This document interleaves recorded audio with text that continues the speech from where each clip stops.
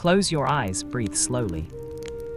Tonight we travel to a world without electricity, without running water, without the specific insulation from cold and dark and hunger that the modern world has made so habitual that we have forgotten it was ever otherwise. To the villages and the castles and the cathedral towns of medieval Europe, where approximately 90% of the population spent their entire lives within a few miles of the place they were born. Where the rhythm of the year was determined by the church calendar and the agricultural cycle, where the specific smells of wood smoke and baking bread and unwashed bodies and animal dung were the olfactory landscape of daily existence, and where the specific texture of human life, the food, the clothing, the sleeping arrangements, the medicine, the entertainment, the specific quality of love and grief and humor and faith, was so different from our own that encountering it honestly requires the specific act of imagination that the study of history at its best demands. This is the story of daily life in the medieval world. This is explored during sleeping. Fact 1. The medieval world, a civilization between two darknesses. The medieval period, the approximately 1,000 years of European history between the fall of the Western Roman Empire in 476 CE and the beginning of the Renaissance and the Age of Exploration in the late 15th century,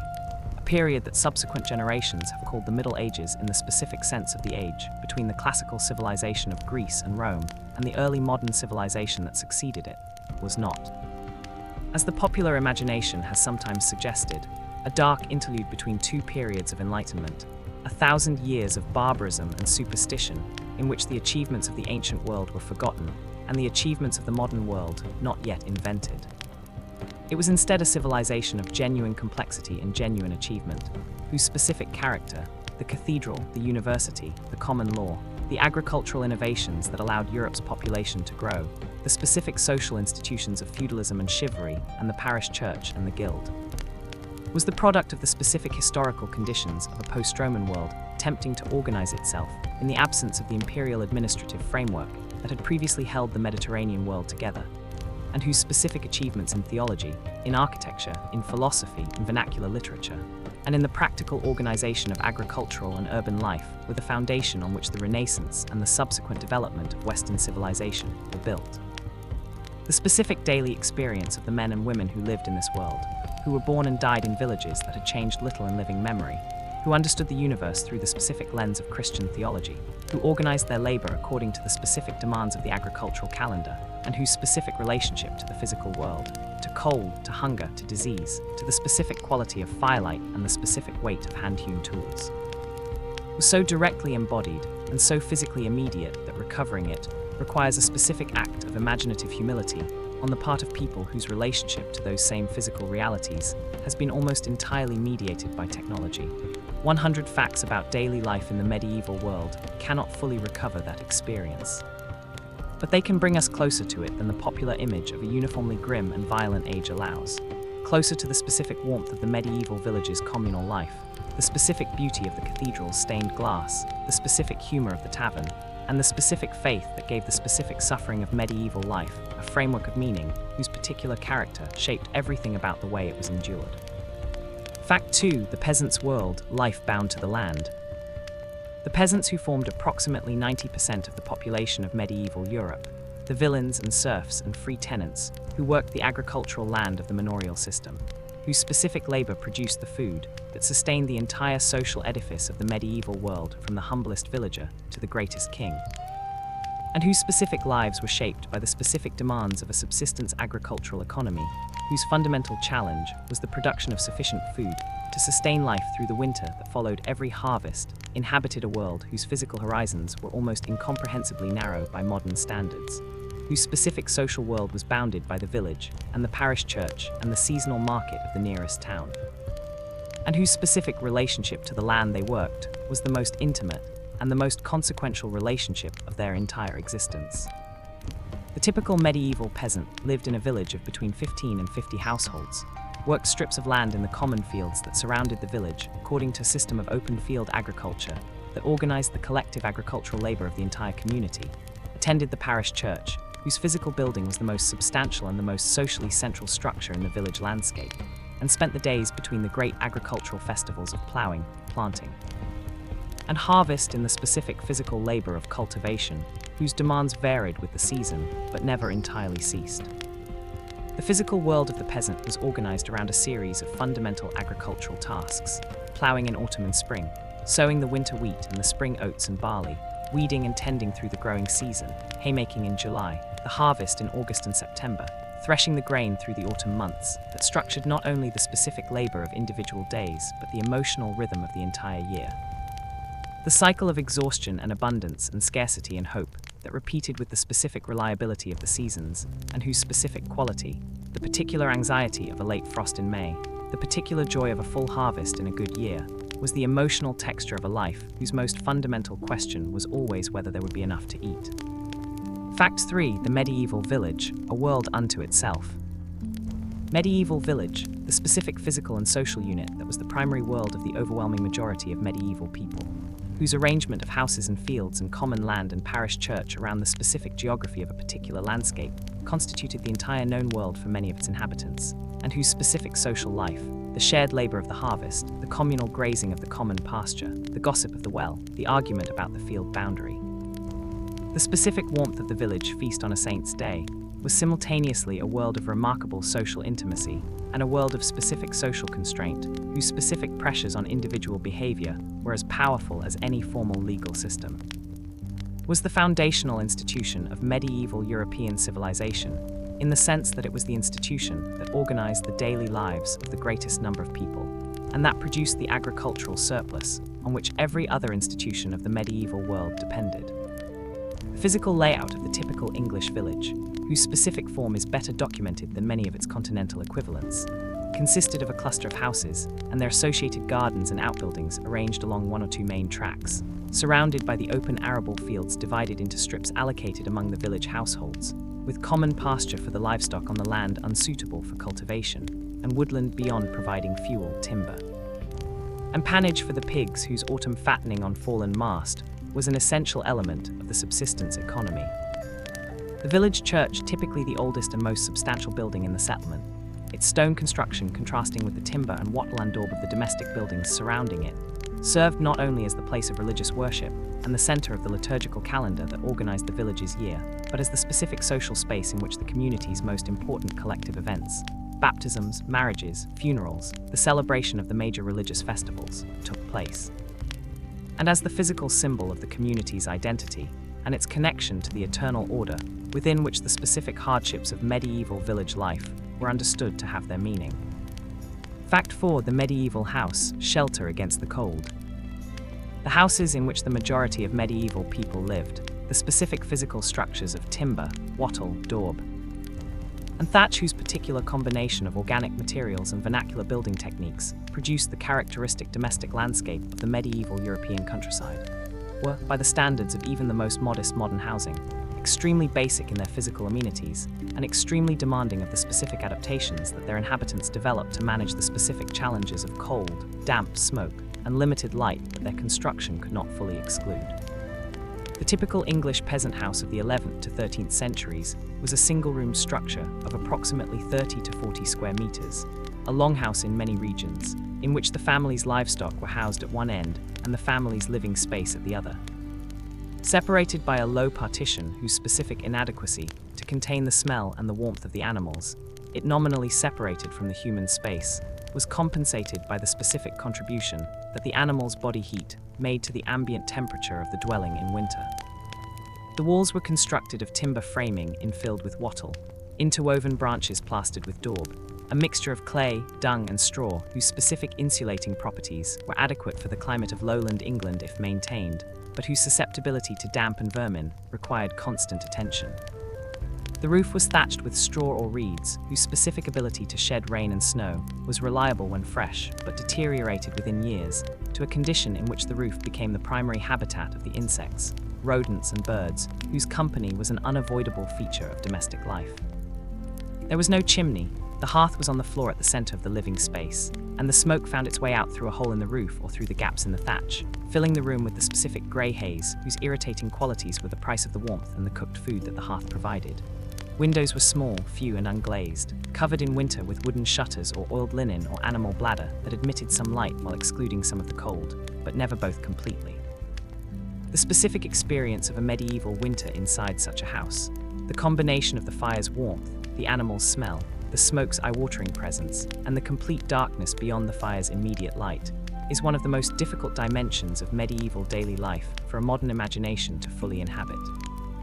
Fact 5. Medieval food: what people actually ate. The diet of the medieval peasant, the specific combination of foods that constituted daily sustenance for the 90% of the population who grew their own food, supplemented it from the common resources of the village's woodland and water, and consumed it with a relationship to seasonal availability and periodic scarcity that the modern food system has made almost entirely irrelevant to the experience of people in wealthy countries. Was simultaneously more limited and more various than the popular image of an unrelieved diet of grey gruel and black bread suggests, reflecting the specific ingenuity with which people who could not afford to waste any edible resource transformed the products of their specific agricultural and natural environment into a cuisine whose particular flavors and textures were the specific sensory landscape of medieval daily life. The foundation of the medieval peasant diet was bread, specifically the dark, dense bread made from rye or maslin, a mixture of wheat and rye, whose specific heaviness and sourness contrasted with the white wheaten bread available to the wealthy, but whose caloric density and keeping qualities made it the single most important food in the subsistence economy. A medieval laborer might consume between 1 and 2 kilograms of bread per day, the specific volume required to provide the approximately 3,000 to 4,000 calories that sustained heavy agricultural labor, and the specific quality of the bread varied dramatically between the fresh loaf of a good harvest year and the stale, musty, sometimes moldy bread of late winter when the previous year's grain was running low and the new harvest was still months away.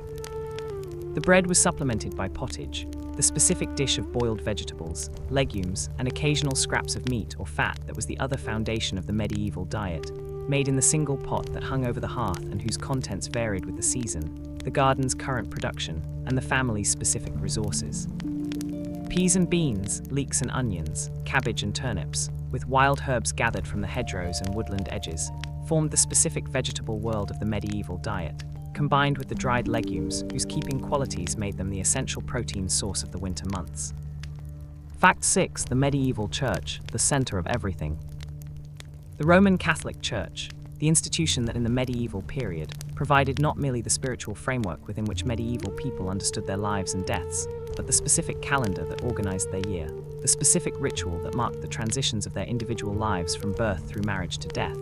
the specific educational and charitable infrastructure that constituted the entirety of what the modern world would call public services, and the specific visual and musical world of the cathedral and the parish church that constituted the primary aesthetic experience available to the overwhelming majority of the population, was the most consequential single institution in the daily life of every medieval person, regardless of their social rank, their geographic location, or their personal level of religious conviction. The specific presence of the church in the daily life of the medieval village was comprehensive in a way that requires genuine imaginative effort for a modern person, living in a society in which religion is one option among many, to fully appreciate. The church bell regulated the day, its specific ringing at the canonical hours of matins, prime, terce, sext, none, vespers, and compline provided the timekeeping function that the modern clock has since assumed, organizing the working day around a sequence of prayer times whose specific acoustic presence in the village landscape was the constant background to every activity. The liturgical calendar, the sequence of feasts and fasts and ordinary time that structured the medieval year, organized not only religious observance but agricultural practice, commercial activity, and social life in ways that made the specific dates of the church calendar the primary temporal landmarks of the year. Michaelmas determined the beginning of the agricultural tenancy year and the payment of rents. Martinmas was the time of the autumn slaughter, when livestock too expensive to feed through the winter were killed and their meat salted or smoked for the cold months. Christmas and Easter were the specific moments of communal celebration, whose preparations consumed weeks of the preceding period and whose specific festivities, the feasting, the music, the specific social liberties that the holiday season permitted, provided the emotional peaks of a year whose everyday texture was defined primarily by labor. Fact 7. Medieval medicine, the body and its humors. The medical understanding that governed the treatment of illness and injury in the medieval period, the specific theoretical framework derived from the ancient Greek physicians Hippocrates and Galen, transmitted through the Arabic medical tradition that had preserved and developed it during the European early medieval period, and organized around the concept of the four humors: blood, phlegm, yellow bile, and black bile. whose specific balance or imbalance in the individual body was understood to determine health and disease, was a comprehensive and internally coherent system of medical thought, whose specific relationship to the biological reality of human illness was, by the standards of modern medicine, extremely limited in its diagnostic accuracy and often actively harmful in its therapeutic interventions. And yet which provided for the people who practiced and received it a specific framework of explanation and action that was psychologically sustaining in ways whose value should not be entirely dismissed in the assessment of a tradition that had no access to the specific knowledge that makes modern medicine possible. The four humours: blood, associated with air and spring and the quality of sanguine; phlegm, associated with water and winter and the quality of phlegmatic; yellow bile, associated with fire and summer and the quality of choleric; black bile, associated with earth and autumn and the quality of melancholic, were understood to exist in a specific natural balance whose disruption by environmental conditions, dietary excess, emotional disturbance, or supernatural causes produced the symptoms that the physician was called upon to address. Treatment aimed at restoring the humoral balance through the specific interventions available to medieval medicine. Bloodletting, in which a specific quantity of blood was removed by opening a vein or applying leeches to reduce a perceived excess of blood. Purging, in which herbal preparations were administered to produce evacuation of the bowels. Dietary modification to emphasize foods whose specific humoral properties would counteract the imbalance diagnosed. And the application of herbal medicines whose specific properties had been accumulated through centuries of empirical practice and whose pharmacological activity, in many cases, was genuinely effective even if the theoretical framework that explained it was incorrect. Fact 8. The medieval castle, stone power. The castle, the specific architectural form that most immediately represents the medieval period in the popular imagination, and whose massive stone walls, towers and gatehouses embodied in their specific physical form the specific social and military logic of feudal Europe, was not in its medieval reality the romantic fairy tale structure of towers and turrets that the Victorian Gothic revival and the Disney Corporation have between them established as the dominant popular image, but a specific military, administrative, and residential complex whose particular form evolved continuously over the medieval centuries in response to specific changes in military technology, political organization, and the specific residential requirements of the social class whose power it housed and expressed. The development of the stone castle in England, accelerated dramatically by the Norman conquest of 1066, whose new ruling class expressed its domination of the conquered landscape through the rapid construction of hundreds of fortified structures across the country, followed a broad developmental sequence from the simple motte and bailey of the immediate post-conquest period, in which a timber tower on an earthen mound was surrounded by a palisaded enclosure, through the stone keep of the 12th century, in which the wooden structures were replaced with massive stone towers whose thick walls and limited openings provided genuine defensive strength, to the concentric castle of the 13th century, whose multiple rings of walls and towers represented the most sophisticated application of medieval military architecture to the specific tactical challenge of siege warfare. Life within the castle was considerably less comfortable than the imposing exterior suggested.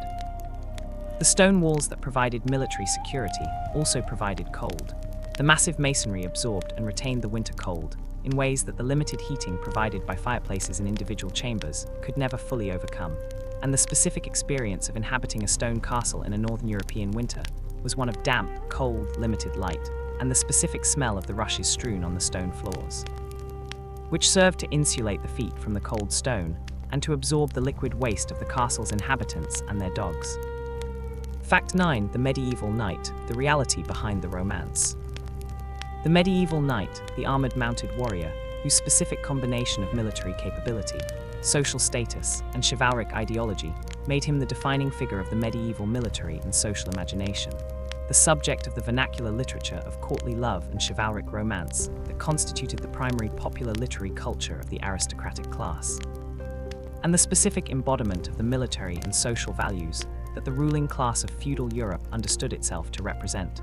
was in the lived reality of his daily existence considerably less romantic and considerably more functional than the idealized image of the chivalric tradition suggests. A professional military specialist whose specific value derived from the specific combination of his expensive equipment, his trained war horse, and the years of intensive physical training that the production of a capable mounted warrior required, and whose specific daily life was organized around the maintenance of that military capability, and the management of the landed estate whose agricultural income funded it.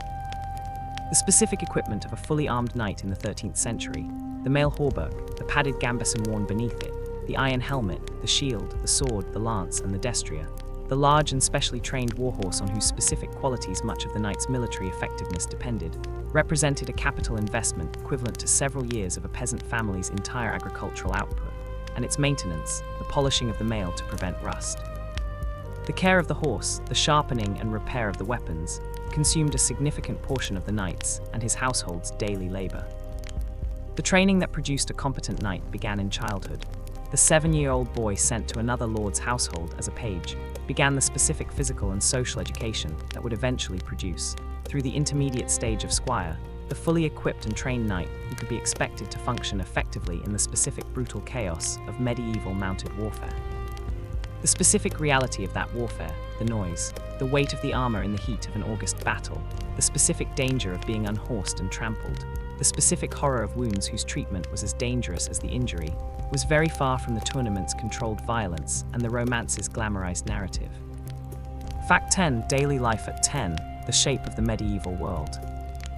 10 facts into the story of daily life in the medieval age, and the specific texture of that world is becoming visible in its full complexity. The village and the castle, the parish church and the humoral physician, the peasant's hearth and the knight's destrier, the bread and the pottage, and the specific seasonal rhythm of a life organized entirely around the production and consumption of food.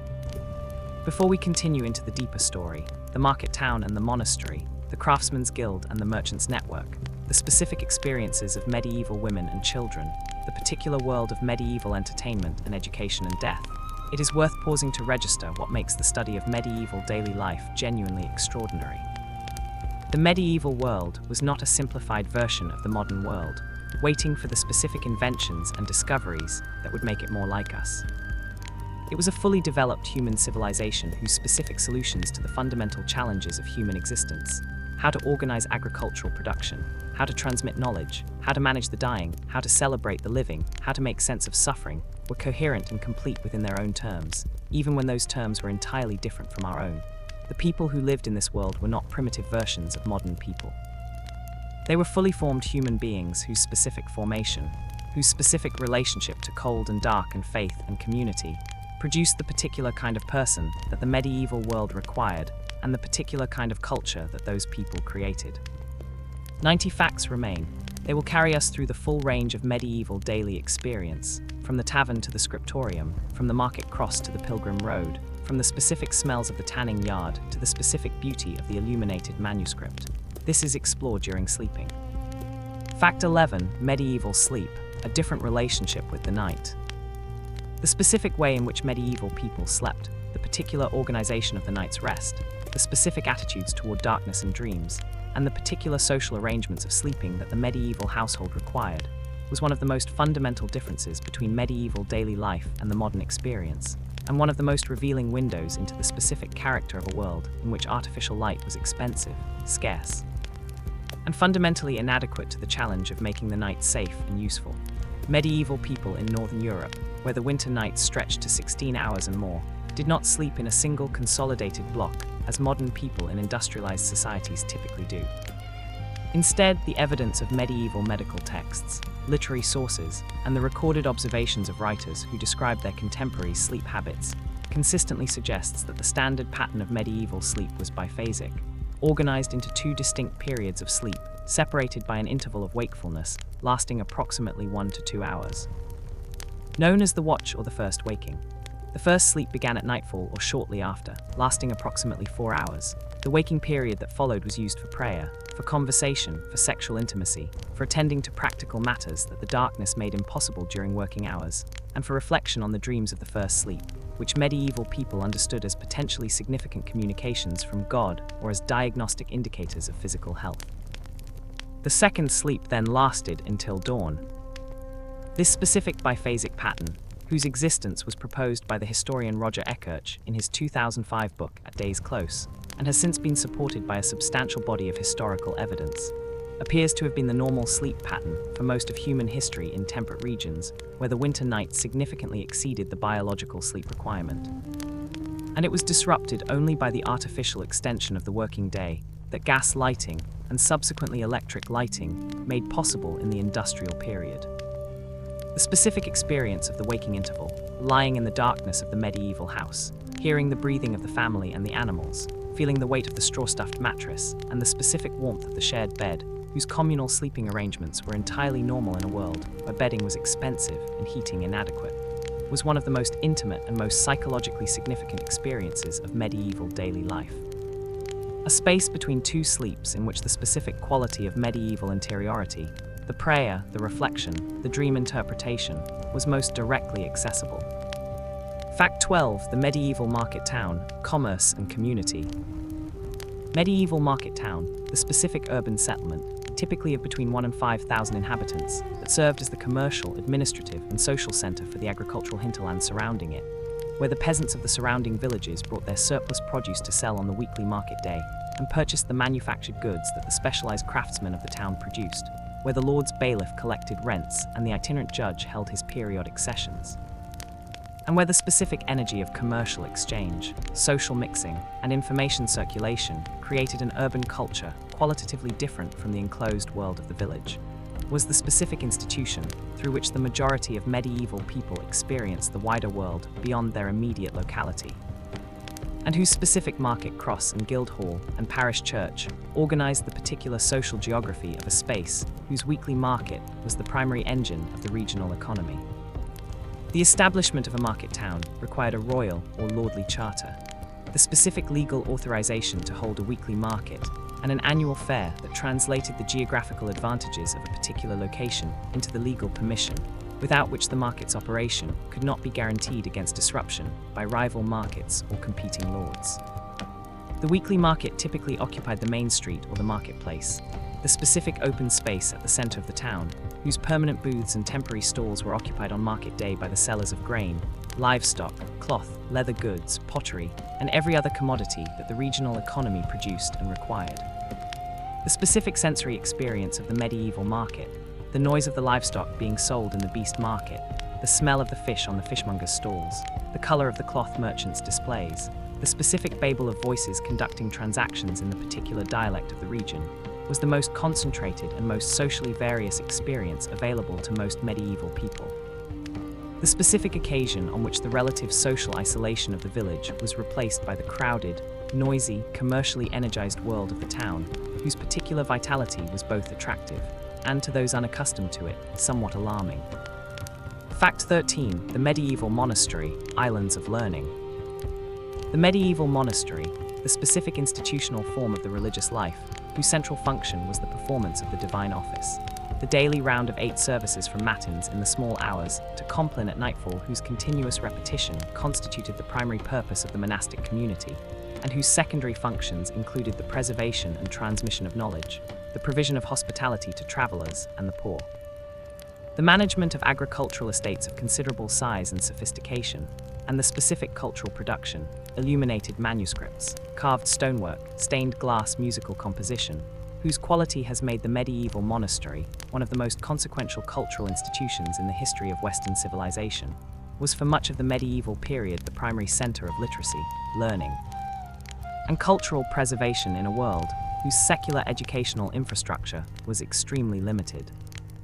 The specific daily routine of the Benedictine monastery, whose rule, written by Saint Benedict of Nursia in the 6th century, and adopted with variations by the majority of Western monastic communities, organized the monk's day around the alternating poles of prayer and work, divided the waking hours between the 8 canonical hours of the divine office, the lectio divina of private reading and meditation, and the opus manuum of physical labor,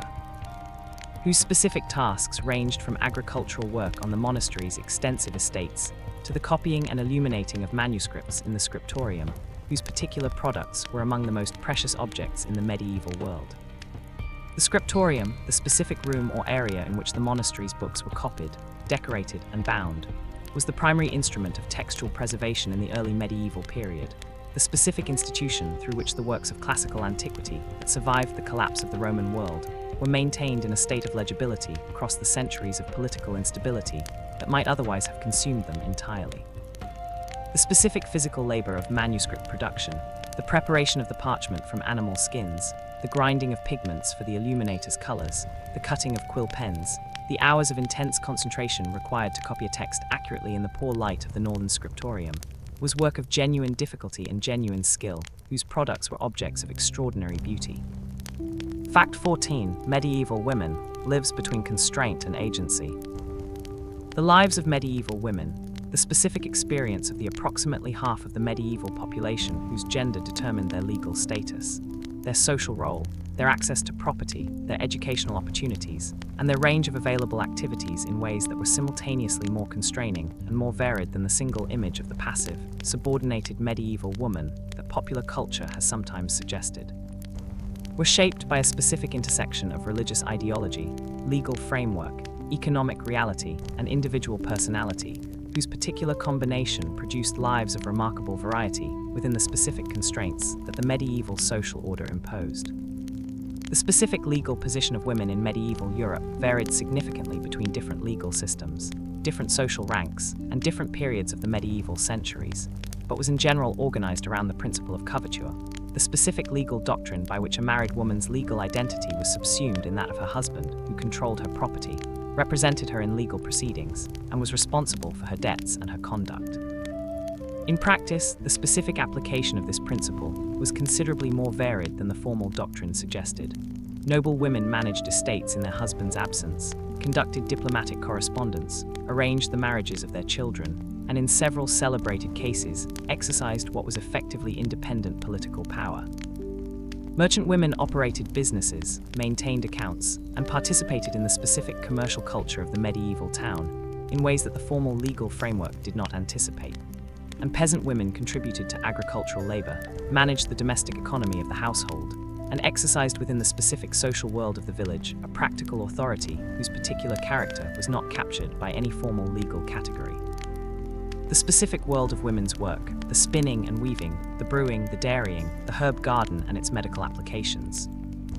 the management of the household's food production and preservation, constituted an entire economic and cultural domain whose specific skills were transmitted from mother to daughter in an oral tradition of practical knowledge, whose particular depth and particular sophistication has been consistently undervalued by historical traditions that privileged the written record. Fact 15. The medieval guild, brotherhood of the craft. The craft guilds of the medieval town, the specific associations of master craftsmen in a particular trade, whose collective organization regulated the practice of their craft, maintained its quality standards, managed the training of the next generation of practitioners, provided mutual support to their members in times of illness and misfortune, and expressed through their communal religious observance and their collective civic presence the specific social identity of the skilled artisan class, whose labor produced the manufactured goods on which the medieval urban economy depended, were one of the most consequential social innovations of the high medieval period, and one of the specific institutions through which the particular human values of the medieval world, the emphasis on communal solidarity, the integration of economic and religious life, the specific understanding of craft mastery as a gift to be used in God's service, were most directly expressed in the organization of daily working life. The specific structure of the guild system organized the acquisition of craft skill into a formal three-stage progression. The apprentice, who entered the master's household typically between the ages of 7 and 14, and spent between 5 and 9 years learning the craft in return for board, lodging, and training. The journeyman, who had completed his apprenticeship and worked for wages in the workshops of established masters, while acquiring the further experience and saving the capital needed to establish his own workshop. And the master, who had demonstrated his competence through the production of a masterpiece, the specific object whose quality was assessed by the guild's officers as evidence of the applicant's fitness for full membership, and who was entitled to maintain his own workshop, take apprentices, and participate in the governance of the guild. The specific daily life of the craftsman's workshop, the particular rhythms of the blacksmith's forge, the tanner's yard, the weaver's loom, the goldsmith's bench, constituted a world of physical skill and technical knowledge whose particular character was as much aesthetic as economic. The medieval craftsman's understanding of his work as an offering to God, expressed in the specific care taken, with every object produced regardless of whether that care was visible to the customer, was one of the most characteristic expressions of the medieval synthesis of the sacred and the quotidian. Fact 16. The medieval tavern, the people's parliament. The medieval tavern, the specific establishment whose primary products were ale and wine, whose physical environment ranged from the single room of a village alewife's house to the more substantial premises of the urban inn, whose accommodation, stabling and catering served the needs of travelers and merchants, and whose social function as the primary gathering place for informal male sociality, commercial negotiation, news exchange, gambling, music, and the specific pleasures of intoxication made it simultaneously the most popular and the most morally suspect institution in the medieval social landscape. Was the specific counterpoint to the parish church in the social geography of the medieval community. The place where the norms and hierarchies of the formal social order were temporarily suspended, where a man of any rank might find himself sitting beside a man of very different rank over a shared pot of ale, and where the specific freedoms of informality, the joke that could not be told in church, the grievance that could not be voiced in the Lord's court, the song whose words were not entirely consistent with the teachings of the faith, found their particular expression. The production of ale, the specific fermented drink made from malted barley, whose particular combination of moderate alcoholic content, caloric density, and relative safety, compared to the often contaminated water supply of medieval settlements, made it the primary everyday beverage for people of all social classes, was in most medieval communities a domestic activity carried out primarily by women. The alewives, whose periodic production and sale of ale from their homes constituted one of the most common forms of female economic activity in the medieval town and village. The specific quality and the specific price of ale were regulated by the assize of ale, the periodic inspection of the alewives' product by the Lord's officers, whose particular records provide modern historians with detailed information about the specific commercial life of the medieval community and the specific penalties applied to those whose ale was found to be too expensive, too weak, or otherwise deficient. The tavern's social role, the specific function of a space in which the normally rigid social hierarchies of the medieval world were loosened without being entirely dissolved, in which information circulated, grievances were aired, and the specific human pleasures of company and song and laughter were available to people whose daily working lives provided few other occasions for them, made it an institution of genuine social importance, whose particular moral ambiguity was a consistent source of concern for the church and the municipal authorities who attempted, with limited success, to regulate it. Fact 17. Pilgrimage, the medieval world on the move. Pilgrimage, the specific religious practice of traveling to a sacred site, typically the shrine of a saint whose relics were believed to have the power to heal illness, grant petitions, and provide the pilgrim with the particular spiritual merit that proximity to the holy was understood to confer, was one of the most widespread and most socially significant forms of travel in the medieval world, and one of the specific activities through which the otherwise relatively immobile medieval population was set in motion, bringing people from every social class and every part of the Christian world into contact with each other in the specific shared experience of the road and the shrine, whose particular social mixture was simultaneously liberating and potentially subversive. The pilgrimage routes of medieval Europe, the road to Canterbury in England, the Camino de Santiago across northern Spain, the Via Francigena through France and over the Alps to Rome, and the most prestigious of all, the pilgrimage to Jerusalem across the entire length of the Christian world, were the specific axes around which a substantial infrastructure of hospitality, commerce, and information exchange was organized. The pilgrim hostels and hospitals that provided accommodation and care for travelers, the merchants who set up stalls at the shrine to sell badges, relics, and devotional objects to the pilgrims, and the network of inns and ferries and bridges, whose commercial existence depended on the steady flow of travelers that the pilgrimage routes generated. Geoffrey Chaucer's Canterbury Tales, the collection of stories told by a group of pilgrims travelling together to the shrine of St. Thomas Becket at Canterbury, composed in the late 14th century, is the specific literary document that most vividly captures the particular social mixture and the particular human variety of the medieval pilgrimage. The knight and the miller, the prioress and the wife of Bath, the pardoner and the cook, all travelling together on the same road and telling stories whose specific variety, from the elevated romance to the bawdy fabliau, reflects the specific social and cultural range of the pilgrimage's participants. Fact 18. Medieval children growing up in a different world. The specific experience of childhood in the medieval period, the particular ways in which children were understood, educated, treated, and prepared for the adult lives that the medieval social order required of them, was one of the most debated topics in the historical study of medieval daily life, partly because of the influential argument made by the French historian Philippe Aries in his 1960 book, Centuries of Childhood. which proposed that the medieval period had no concept of childhood as a distinct phase of human development separate from adulthood, and partly because the subsequent decades of historical research have substantially complicated and in some respects contradicted Aries's claim, revealing a medieval understanding of childhood that was different from the modern one, but by no means absent. The specific evidence of medieval medical and pedagogical texts, of the illuminated manuscripts whose marginal illustrations include children at play, of the legal records that distinguish between the treatment of adults and minors, and of the domestic archaeology that has uncovered purpose-made children's toys and learning objects in medieval contexts, all suggest that medieval people recognized childhood as a distinct phase of life, requiring specific care, specific education, and specific protection, even if the specific boundaries of that phase and the specific content of the care required differed from modern norms in ways that can be difficult to evaluate without anachronistic judgment.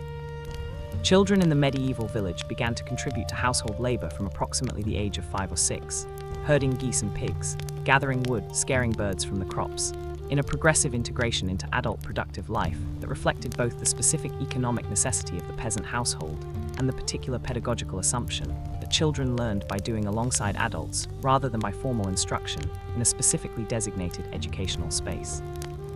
The specific rate of childhood mortality in the medieval period, approximately 1/3 of children died before the age of 5 and approximately half before the age of 10, created a specific emotional landscape of parental bereavement that was, given its frequency, both normalized by the medieval experience and in the specific testimony of individual parents who recorded their grief, as devastating as the loss of a child in any other period of human history. Fact 19. The Black Death, daily life interrupted by catastrophe. The Black Death, the pandemic caused by the bacterium Yersinia pestis, transmitted primarily through the fleas of infected black rats, that swept through Europe between 1347 and 1351, in what remains the most devastating single epidemic in the history of the continent,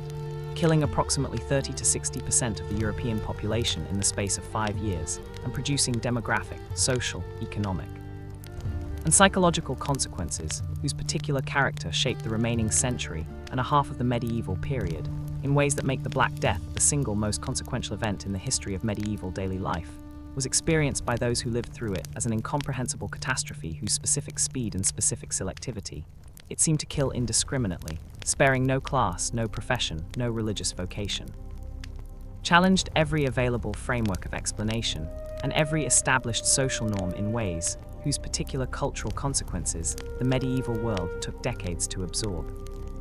The specific experience of the Black Death as a daily reality was documented by a small number of contemporaries, the Florentine banker Giovanni Boccaccio, who described the plague's arrival in Florence in the preface to his Decameron, and the Flemish monk Jean de Venette, among others. With a directness and a specificity whose particular details give the modern reader the closest possible access to the daily experience of a population confronting a mortality rate without precedent in living memory. Boccaccio describes streets full of corpses, the collapse of normal social obligations, fathers abandoning sick children and children their sick parents, the specific smell of the dying city, and the specific sound of the death carts that collected the bodies for burial in the mass grave that the individual churchyards could no longer accommodate. The specific effects of the Black Death on the survivors, the particular labor shortage that gave the surviving peasantry unprecedented bargaining power for the first time, the specific challenge to the authority of a church that had been unable to explain or prevent the catastrophe, the particular cultural productions, the danse macabre, the emphasis on death and physical corruption in the visual arts that the specific experience of mass mortality generated, transformed the specific character of late medieval culture in ways whose particular quality distinguishes it sharply from the more confident civilization of the high medieval period that preceded it. Fact 20. Daily life at 20, the texture of the medieval world. 20 facts into the story of daily life in the medieval age, and the specific texture of that world is now visible across its full social range. The peasant sleeping in biphasic rhythm beside the cooling hearth and the knight in his damp stone castle, the alewife selling her ale and the monk illuminating his manuscript, the child herding geese and the pilgrim walking the road to Canterbury, all of them living in the specific shadow of the Black Death that had remade their world in a generation. What is becoming visible in the medieval house and the market town, in the guild and the tavern and the monastic scriptorium, is the specific quality of a civilization whose particular relationship to community was more intense, more physically intimate, and more inescapable than anything the modern world routinely offers. A world in which you slept in the same bed as your siblings and your parents, worked in the same fields as your neighbors for generations, worshipped in the same church, whose specific building was the most permanent thing your community had ever made, and faced the specific challenges of cold and hunger and disease and death in a social solidarity that was both a genuine comfort and a specific constraint. 80 facts remain. They will carry us through the fuller dimensions of medieval daily life, the sounds and the smells, the specific pleasures and the specific sufferings, the particular ways in which medieval people loved and grieved and celebrated and endured. The world they inhabited was harder than ours in almost every measurable physical dimension. It was also, in specific ways that resist the simple condescension of assuming that all progress is gain, a world of genuine communal richness, whose particular quality the modern world has not entirely replaced. This is explored during sleeping. Fact 21. Medieval clothing, what people wore and why it mattered. The clothing of medieval people, the specific garments, fabrics and colors that covered the bodies of men and women across every level of the medieval social hierarchy, and whose particular characteristics were determined by the intersection of available materials, technical production capacity, economic resources, and the specific sumptuary regulations through which the medieval state attempted to make clothing a reliable visual indicator of social rank, was one of the most socially legible dimensions of medieval daily life, a system of visual communication in which the specific quality of a person's cloth, the specific color of their garments, and the specific cut and ornamentation of their dress communicated their social position with an immediacy and a precision that the modern eye, accustomed to a world in which clothing is a matter of individual style rather than legal status, can struggle to fully appreciate. The most fundamental material distinction in medieval clothing was between wool and linen on one hand, the fabrics available to the overwhelming majority of the population, produced domestically from the sheep and flax that were ubiquitous features of the medieval agricultural landscape, and silk on the other, whose specific luxury was available only to the wealthiest members of society, and whose particular visual and tactile qualities, the sheen, the weight, the specific way it moved, announced the wearer's membership in the elite with an unambiguity that no other material could match. The specific colors available to the medieval dyer, the reds and purples produced from expensive imported dyestuffs, the blues achieved through the woad plant cultivated across much of northern Europe, the blacks and browns of the cheaper vegetable dyes, whose relative ease of production made them the most common colors in ordinary dress, were themselves a system of social coding, with the most expensive and most brilliant colors being effectively reserved for the wealthy through the combination of market price and sumptuary regulation. The sumptuary laws enacted by various medieval governments, prescribing in specific detail what fabrics, colors, and decorative elements were permitted to members of each social rank, were attempts to maintain and dress the specific visual legibility of the social hierarchy at a period when commercial prosperity was beginning to allow wealthy merchants to dress in ways previously associated with the nobility, blurring the specific social boundaries that the medieval order depended on maintaining. The laws were widely evaded, consistently reenacted, and never entirely effective, a specific testimony to the human desire to use clothing as a vehicle for social aspiration that no amount of legal prescription could entirely suppress. Fact 22. The medieval harvest, the year's most important days. The harvest, the specific period of approximately 3 to 4 weeks in late August and September, in which the entire agricultural community mobilized its collective labor to cut, gather, and store the grain crop, whose successful completion determined whether the community would eat adequately in the coming year or face the specific misery of the hungry gap in late winter and spring, was the most consequential event in the annual cycle of medieval agricultural life. The specific moment toward which the entire year's work had been directed, and on whose outcome the physical welfare of every member of the community absolutely depended. The particular intensity of the harvest period, the specific combination of physical urgency, communal solidarity, and the specific anxiety about whether that made every day of sunshine during the cutting a blessing and every threatening cloud a cause of genuine dread, produced a social atmosphere unlike any other period of the medieval year. The normal social distinctions of the village were partially suspended in the specific shared emergency of getting the grain in before the autumn rains. The lord's domain and the peasant strips were harvested in a coordinated sequence that required the participation of the entire community and the specific physical labor of the harvest, The reaping with sickles, the binding of the sheaves, the carrying to the barn, the threshing through the autumn months, was performed by men, women, and children together in a collective effort whose particular character was simultaneously exhausting and socially binding. The harvest supper, the specific celebratory meal that concluded the harvest, and that the Lord or his representative was expected to provide for the workers who had brought in the grain, was one of the most important communal events of the year, a specific expression of the reciprocal obligations that the manorial system was supposed to embody. The peasants provided the labor, the Lord provided the land and the harvest feast, and the successful completion of the harvest was marked by the communal eating and drinking that expressed both relief at the year's most critical work being done and the specific social solidarity that had made it possible.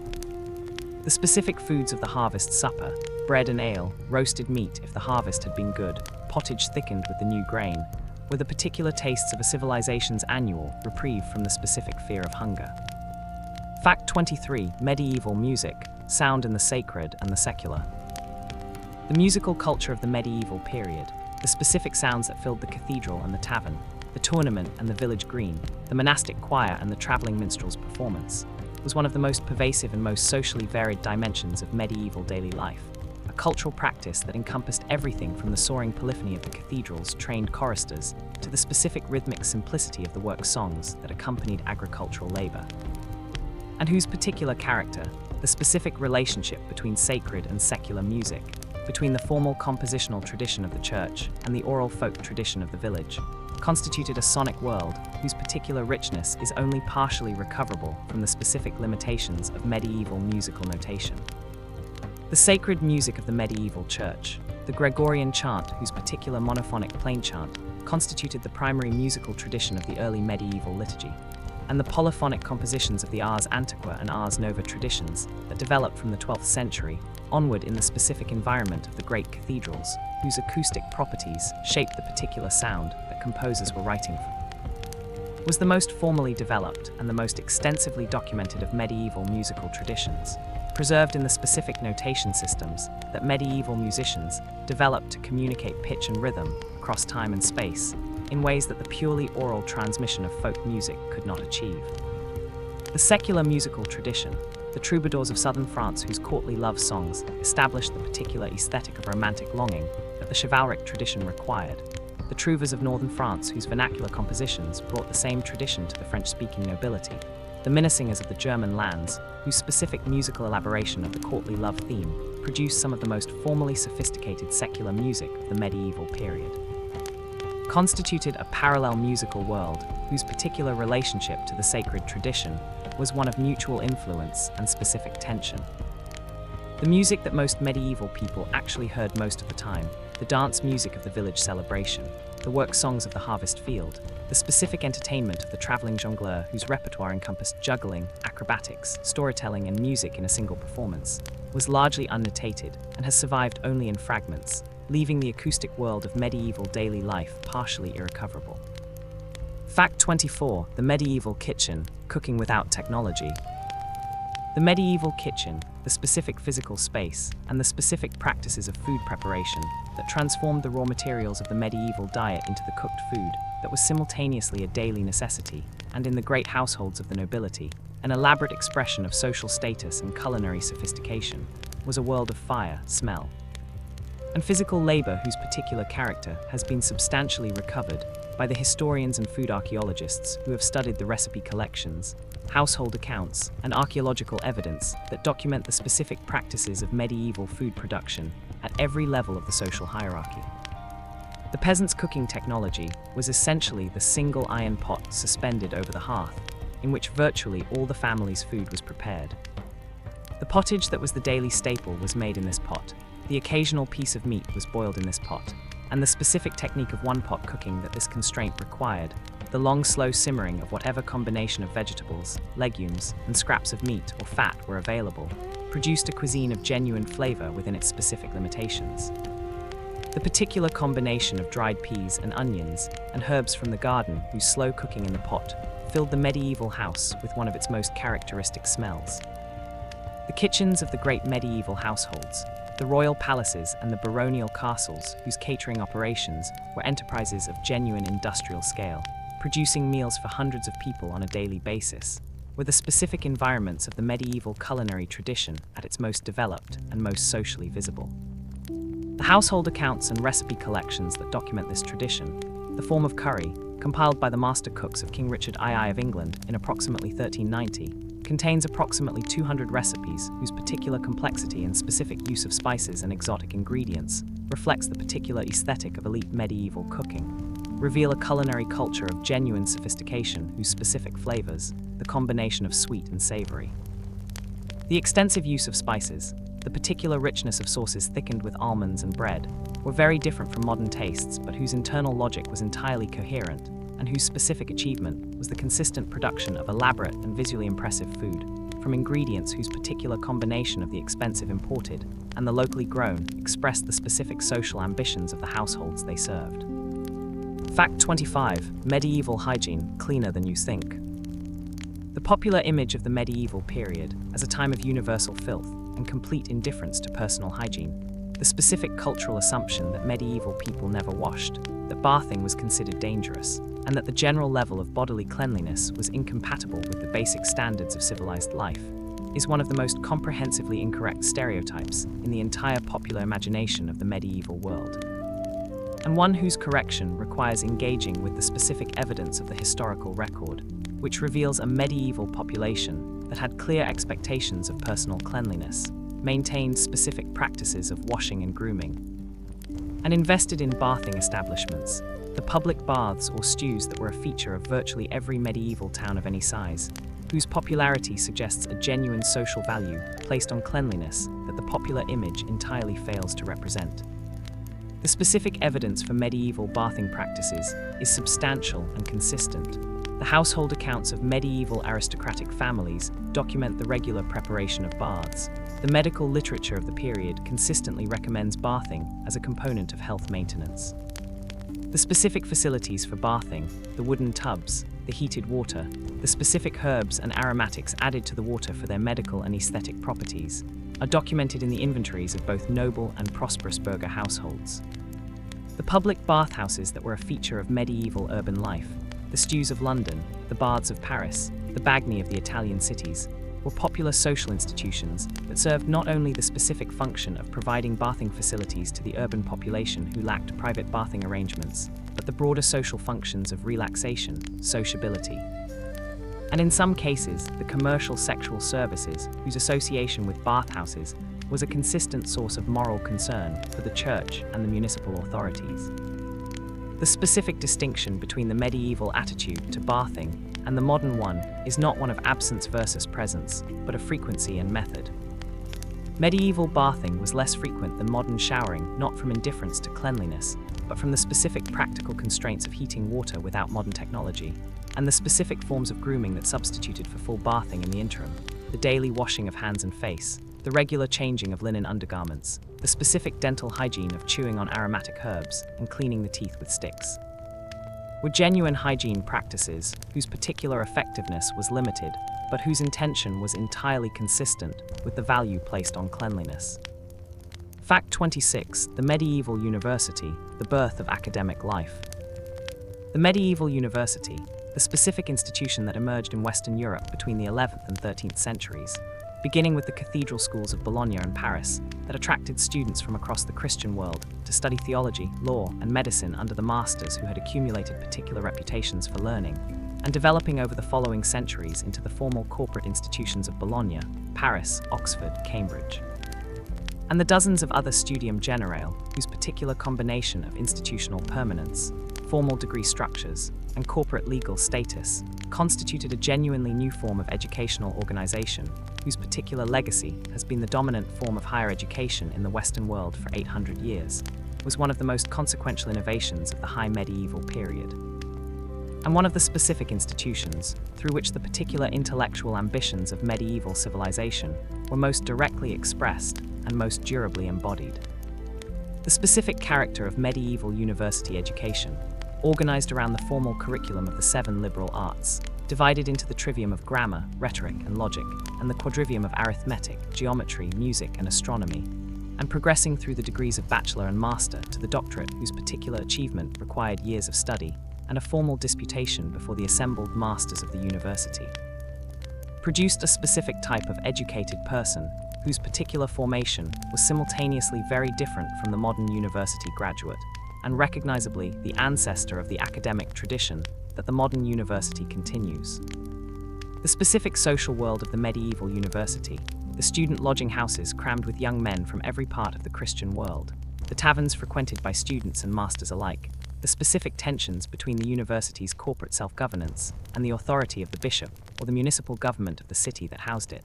was one of the most cosmopolitan and most intellectually energized social environments of the medieval world. A specific space in which the particular ferment of ideas whose particular outcomes included scholasticism, natural philosophy, and the beginnings of the specific intellectual tradition that would eventually produce the scientific revolution, was conducted in the specific forms of the disputed question and the formal lecture, and the informal conversation over ale that constituted the particular daily life of the medieval academic. Fact 27. Medieval death, living with mortality. The specific relationship that medieval people had with death, the particular intimacy of their daily proximity to dying and the dead, the specific religious framework within which death was understood as a transition rather than an end, the particular social rituals through which the dying and the bereaved were supported, and the specific material culture of death, the grave goods, the memorial brasses, the chantry chapels, the elaborate funerary provisions, through which the relationship between the living and the dead was maintained across the boundary of mortality, was one of the most fundamental differences between the medieval experience of daily life and the modern one, and one of the dimensions of medieval life that requires the greatest imaginative effort to recover without either romanticizing the specific religious consolations that the medieval framework provided or minimizing the specific suffering that the frequent deaths of children, neighbors, and family members produced in people who experienced grief as fully as people in any other period of history. Death in the medieval world was a domestic event in the most literal sense. The dying person died at home, in the specific presence of family and neighbors whose attendance at the deathbed was both a social obligation and a form of spiritual assistance to the departing soul.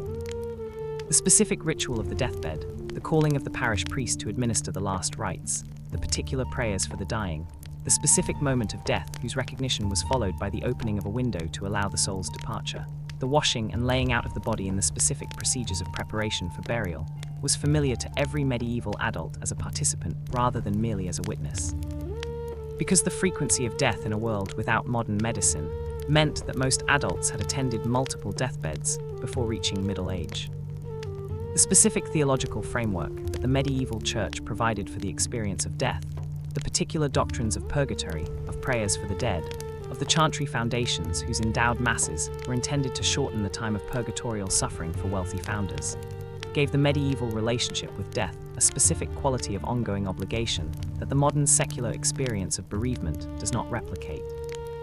The medieval dead were not simply gone, but were understood as present in a specific middle state, whose particular conditions were influenced by the prayers and masses of the living, creating a web of obligation and affection that extended across the boundary of death in both directions. Fact 28. The medieval forest, a world of resources and danger.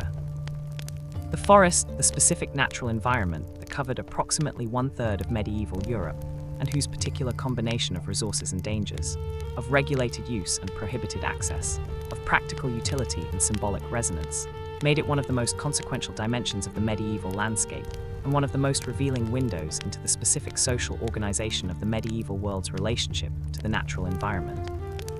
Was for most medieval people simultaneously a place of essential resource and a place of specific social restriction, a landscape whose trees provided fuel and building timber, and whose animals provided meat, and whose floor provided mushrooms and berries and herbs, and whose access was controlled by the specific legal framework of forest law, whose particular severity expressed the particular priority that the medieval ruling class placed on the preservation of the hunting that was both their primary sport and a specific marker of their social distinction. The specific resources of the woodland were essential to the medieval economy at every level. Fuel wood for heating and cooking, timber for building construction and tool making, bark for tanning leather, charcoal for the blacksmith's forge and the ironmaster's furnace. Acorns and beechmast for the pigs whose pannage in the autumn forest was a right jealously protected in the specific legal documents of the period, and the wild game, deer, boar, hare, whose hunting was the specific privilege of the aristocratic class, whose forest law made unauthorized taking of game a serious criminal offense. The particular severity of forest law, whose specific penalties included mutilation and death in the most extreme cases, and whose particular enforcement by the forest courts created a specific apparatus of legal control over a large portion of the landscape, was simultaneously a measure of the economic importance of the forest's resources and a specific expression of the social power of the class whose hunting rights the law was designed to protect. The forest's symbolic resonance in the medieval imagination, as a place of wilderness where the normal social order did not apply, where outlaws and hermits and the supernatural beings of folk tradition inhabited a space outside the specific controls of church and manor, gave it a particular role in medieval narrative and folk tradition, whose particular character, from the specific wilderness of the Arthurian forest to the particular world of Robin Hood's Sherwood, expressed something genuine about the psychological significance of a landscape that lay just beyond the edges of the cultivated and controlled world of the medieval settlement. Fact 29. The medieval merchant, commerce across borders. The medieval merchant, the specific individual whose particular occupation placed him at the intersection of the local and the global, who traveled the roads and the sea routes of medieval Europe and beyond in pursuit of the commercial exchanges, whose particular profitability depended on the specific price differentials between regions that produced different goods and regions that required them, and whose accumulated expertise in the specific practices of credit, insurance, accounting, and commercial law constituted the particular body of knowledge, whose development between the 12th and 15th centuries laid the foundational institutions of the modern commercial economy, was one of the most socially consequential and most culturally complex figures in the medieval social landscape. A person whose particular wealth could rival or exceed that of the nobility whose social prestige formerly outranked him, whose specific geographic mobility gave him an understanding of the wider world that was exceptional in a society of overwhelmingly local horizons, and whose particular cultural contribution to the development of urban culture, vernacular literature, banking, and the specific civic institutions of the medieval town was as significant as any produced by the church or the aristocracy. The specific geography of medieval commerce was organized around the particular complementarities of different regional economies.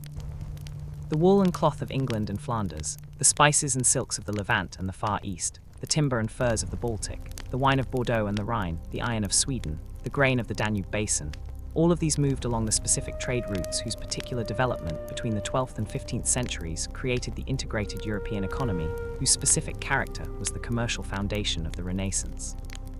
The great trading fairs of medieval Europe, the Champagne fairs, held 6 times per year at 4 locations in the county of Champagne and attended by merchants from across the continent,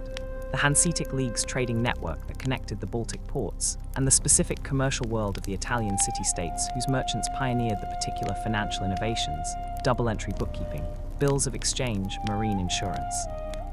that transformed the specific practice of commerce from a matter of personal trust between individual traders to a system of institutional mechanisms capable of managing risk and credit across the distances and the time spans of long-distance trade,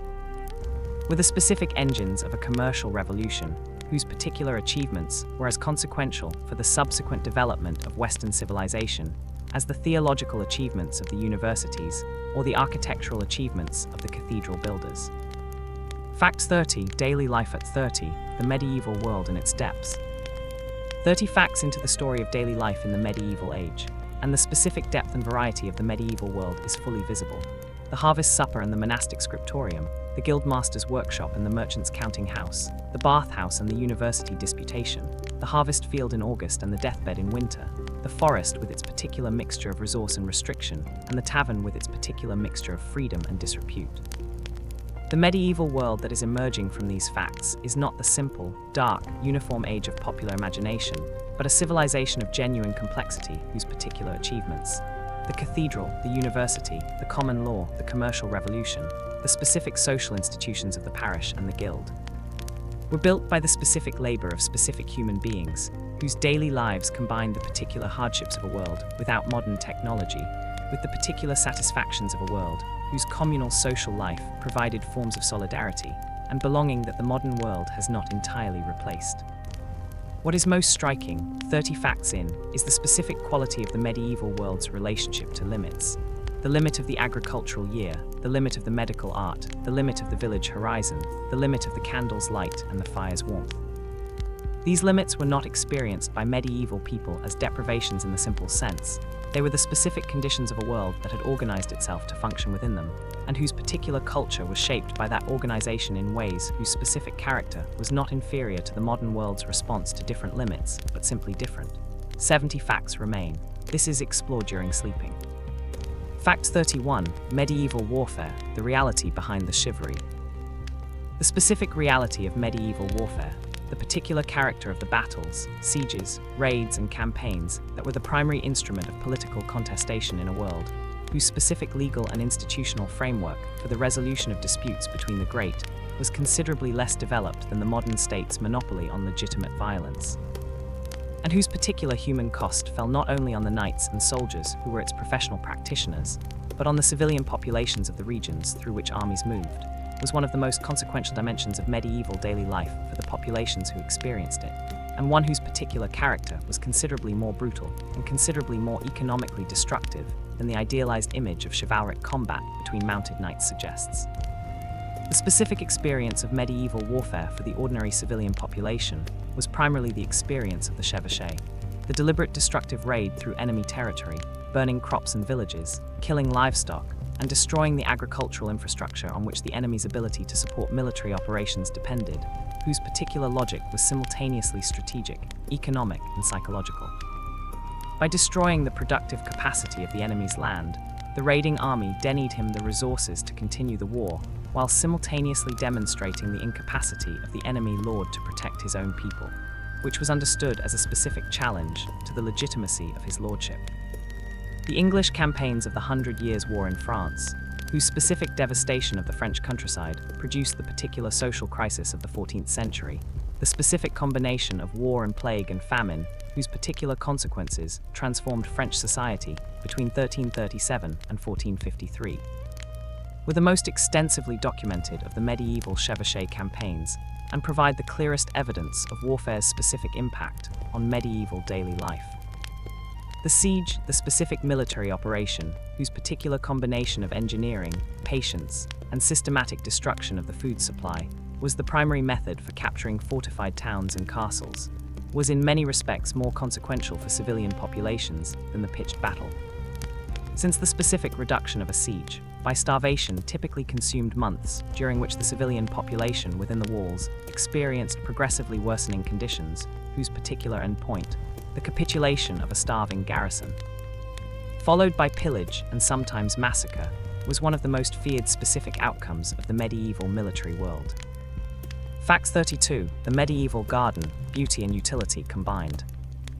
The medieval garden, the specific enclosed space whose particular combination of practical utility and contemplative beauty made it one of the most characteristic expressions of the medieval world's specific synthesis of the earthly and the spiritual, the functional and the aesthetic, was one of the most revealing windows into the particular values and the particular pleasures of medieval civilization. A space whose specific organization and specific contents expressed in physical form the specific understanding of the natural world that medieval culture had developed from the intersection of classical botanical knowledge, monastic herbalism, and the particular sensory pleasures that the enclosed garden provided in a world whose specific outdoor environment was frequently hostile, and whose access to beauty in any form was considerably more limited than the modern world's casual abundance of aesthetic experience. The medieval garden existed in several distinct forms whose specific character reflected the specific social context of their creation. The monastic herb garden, whose primary function was the production of medicinal plants for the monastery's hospital and culinary herbs for the kitchen, was organized around the specific practical requirements of the apothecary whose work it served. Its neat rectangular beds of rosemary, sage, thyme, and feverfew representing centuries of accumulated herbal knowledge in their specific arrangement. The noble pleasure garden, whose particular combination of roses and lilies and fragrant herbs in the specific enclosed space of the hortus conclusus.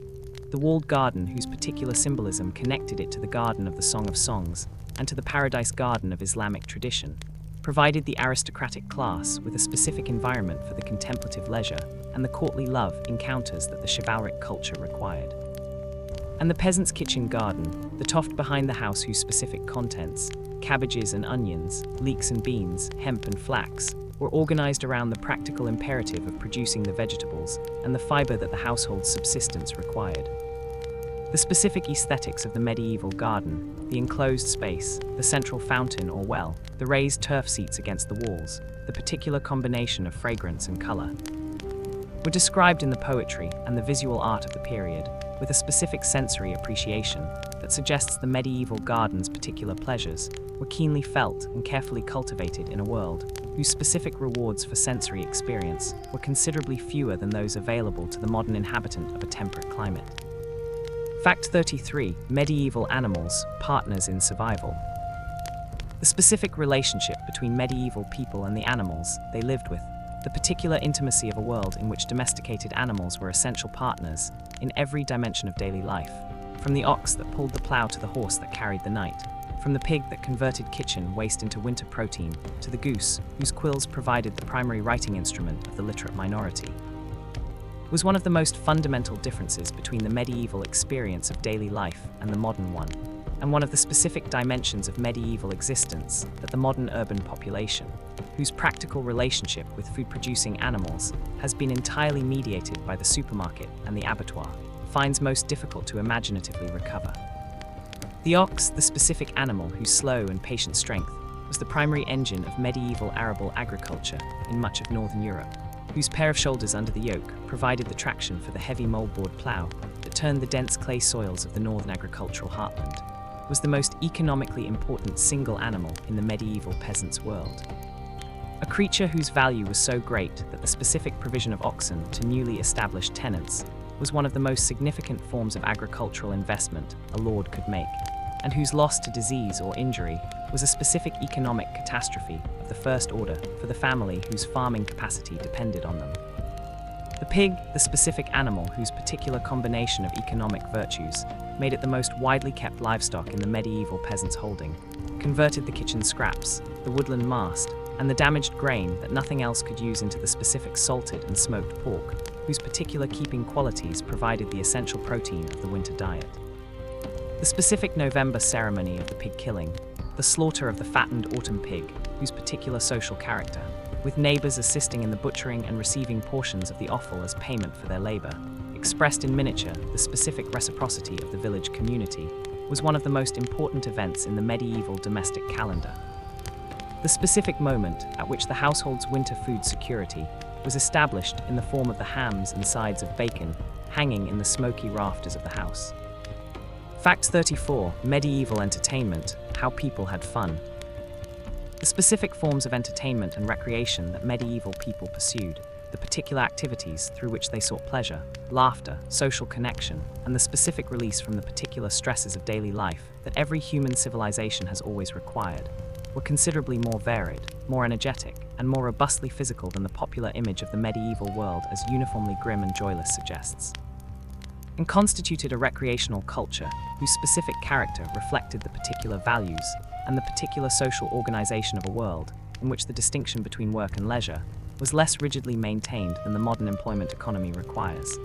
and in which the communal celebration of the church's feast days provided the specific occasions for festivity that the rhythm of the liturgical year distributed across the annual cycle. The specific recreational activities of medieval people ranged from the elite tournament, the organized combat exercise in which knights competed in jousting and team battles, whose particular combination of military training, social display, and festive occasion made it the primary entertainment of the aristocratic class, to the village sports whose particular character combined physical competition with the specific raucousness of communal celebration, whose limits the church and the manorial authority periodically attempted to control without consistent success. Football, the specific game whose medieval form involved an indefinite number of players on each side, a largely unlimited playing area whose particular boundaries might encompass the entire space between two villages, and rules whose specific content was flexible enough to accommodate the particular combination of kicking, carrying, and physical contact that the participants' energy and the specific geography of the playing area suggested, was played with a specific enthusiasm whose particular violence was the subject of repeated royal and municipal prohibitions, none of which had lasting effect. The particular pleasures of storytelling, the travelling jongleur's performance of epic narratives, the reading aloud of romances in the great hall of the noble household, the specific tradition of the fabliaux whose ribald humour and sharp social observation constituted the popular literary culture of the medieval town, were a form of entertainment whose particular importance in a world of limited literacy and no electronic media cannot be overstated. Fact 35. The medieval nun, women of the cloister. The medieval convent, the specific institution of the female religious life, whose particular organization, around the daily round of the divine office and the specific work of the community, provided the primary alternative to marriage and domestic service available to medieval women of sufficient social standing and personal vocation to pursue it, was one of the most consequential institutions in the daily lives of the medieval women who inhabited it, and one whose particular character, the specific combination of constraint and opportunity, of communal life and private contemplation, of subordination to ecclesiastical authority and relative autonomy within the convent's walls, produced in specific individual cases some of the most remarkable intellectual and creative achievements of the medieval period. The decision to enter the convent was not always freely made. The particular practice of placing younger daughters in convents, when the family lacked the resources for multiple dowries, meant that a significant proportion of medieval nuns had been placed in the religious life by family decision rather than personal vocation, a specific condition that colored the particular character of some convents' internal culture and produced the specific tensions between the vocations of the willing and the frustrated that medieval convent records sometimes reveal. But within the specific space of the convent, women of genuine intelligence and genuine vocation found opportunities that the secular world denied them. The access to books and literacy, the specific time for contemplation and writing, the administrative responsibilities of running a complex institution, and in some cases the particular mystical experiences that the intense religious life of the cloister facilitated. Hildegard of Bingen, the 12th century abbess of Rupertsberg, whose particular achievements encompassed musical composition of astonishing originality, visionary theology, whose specific imagery has fascinated interpreters for 8 centuries, natural philosophy, medical writing, and a correspondence with popes and emperors conducted with a specific authority that her gender should theoretically have denied her, was the most remarkable individual produced by the medieval female religious life, and a specific demonstration of what the institutional space of the convent could make possible for a woman of extraordinary gifts in a world that provided no secular alternative. Fact 36. The medieval peasant revolt when the poor fought back. The specific episodes of peasant revolt that punctuate the history of the medieval period, the particular moments at which the accumulated grievances of the agricultural population against the specific burdens of the manorial system, the particular taxation, demands of secular and ecclesiastical lords, and the specific economic conditions produced by plague and war-generated organized resistance, whose scale and whose specific demands revealed the particular depth of the social tensions beneath the seemingly stable surface of the feudal order, were among the most revealing events in the history of medieval daily life, and among the most important for understanding the specific dynamics of a social system whose particular inequalities were as obvious to those who bore them as they have been to the historians who have subsequently analyzed them. The English Peasants' Revolt of 1381, the specific uprising that began with resistance to the poll tax of that year in Essex and Kent, spread rapidly to include London and much of southeastern England, produced the specific murders of the Archbishop of Canterbury and the Lord Treasurer by the rebel crowd, and was only ended by the specific intervention of the 14-year-old Richard II, who met the rebel leaders personally and made promises of reform that he subsequently had no intention of keeping, was the most dramatically documented of medieval peasant uprisings, and the one whose specific demands and specific ideology are most fully recoverable.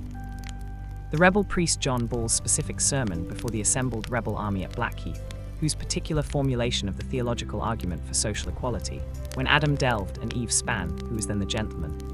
expressed in the specific language of biblical precedent, a challenge to the entire social order of the medieval world, whose particular radicalism was not lost on the authorities who subsequently executed its author.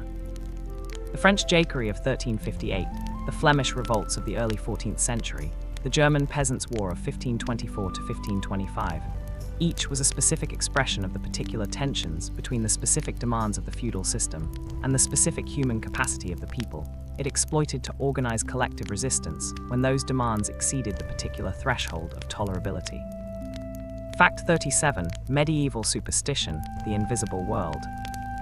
The specific beliefs about the invisible world that populated the medieval imagination, the particular supernatural beings and forces whose existence was accepted as real and whose specific relationships with the human world required the specific responses of prayer, ritual, protective charm, and the avoidance of particular places and particular actions at particular times, constituted a cosmological framework whose particular character was the product of the specific intersection of official Christian theology, classical supernatural tradition, and the particular folk belief systems of the Germanic, Celtic, and Slavic peoples, whose pre-Christian worldviews had been incompletely absorbed by the Christianization of Europe. The specific supernatural world of the medieval village, whose particular inhabitants included the fairies and elves of the northern folk tradition, the water sprites of the rivers and wells, the specific demons of the Christian tradition, whose particular activities ranged from the possession of individual human beings to the temptation of the devout,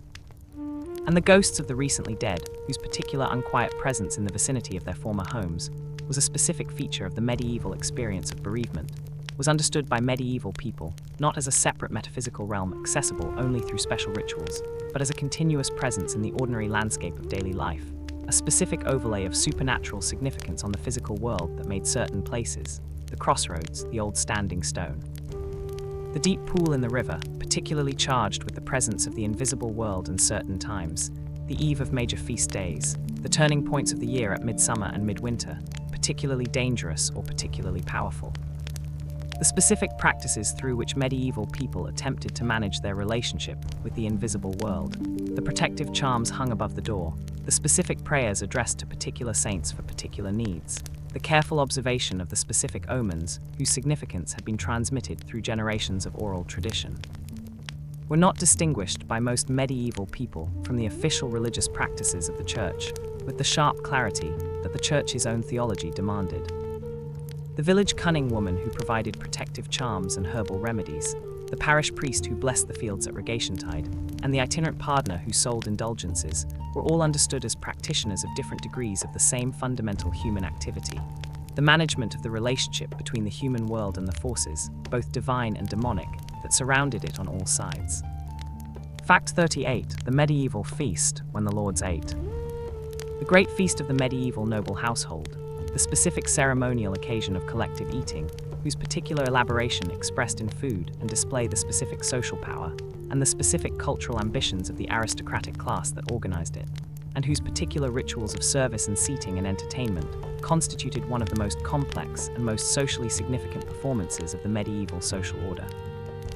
was a specific institution of extraordinary cultural richness, whose particular character has been recovered in detail from the household accounts, recipe collections, and the specific literary and visual records that document the great feasts of the medieval nobility with a specificity that allows the modern imagination to inhabit them with unusual completeness. The specific organization of the medieval feast reflected in every detail the particular hierarchies of the social order it was designed to celebrate. The seating arrangement, in which the lord and his most honored guests sat at the high table on the dais at the top of the hall, while the lesser members of the household and the lower-ranked guests occupied the trestle tables below the salt, the specific silver container, whose particular symbolic significance as the marker of the boundary between the honored and the merely present, gave the English language one of its most durable social metaphors, was the most visible single expression of the specific social ranking that the feast was simultaneously celebrating and reproducing. The food served at the great feast was organized according to a specific logic of display as much as of nutrition, the number of courses, the specific elaboration of the subtleties, the ornamental sugar sculptures of castles and animals and heraldic devices that were brought in at the feast's climax as specific demonstrations of the lord's resources and the cook's skill, and the particular spicing of the dishes whose specific use of pepper, ginger, cinnamon, saffron, and the other imported spices whose cost was deliberately conspicuous, all communicated the particular message that the great feast was designed to deliver. That the lord who provided this specific abundance was a person of sufficient wealth, sufficient generosity, and sufficient cultural sophistication to be worthy of the specific allegiance and the specific respect that the feudal relationship required. Fact 39. The medieval hermit, holy solitude. The medieval hermit, the the specific figure of the solitary religious recluse, whose particular rejection of the communal social world in favor of an isolated life of prayer, penance, and contemplation, represented one of the most extreme expressions of the medieval religious ideal, and whose specific presence in the landscape, in the woodland hermitage, the roadside chapel, the anchorite cell attached to a parish church, constituted a particular form of social and spiritual service, whose value was understood by the medieval community to be entirely disproportionate to its apparent productivity,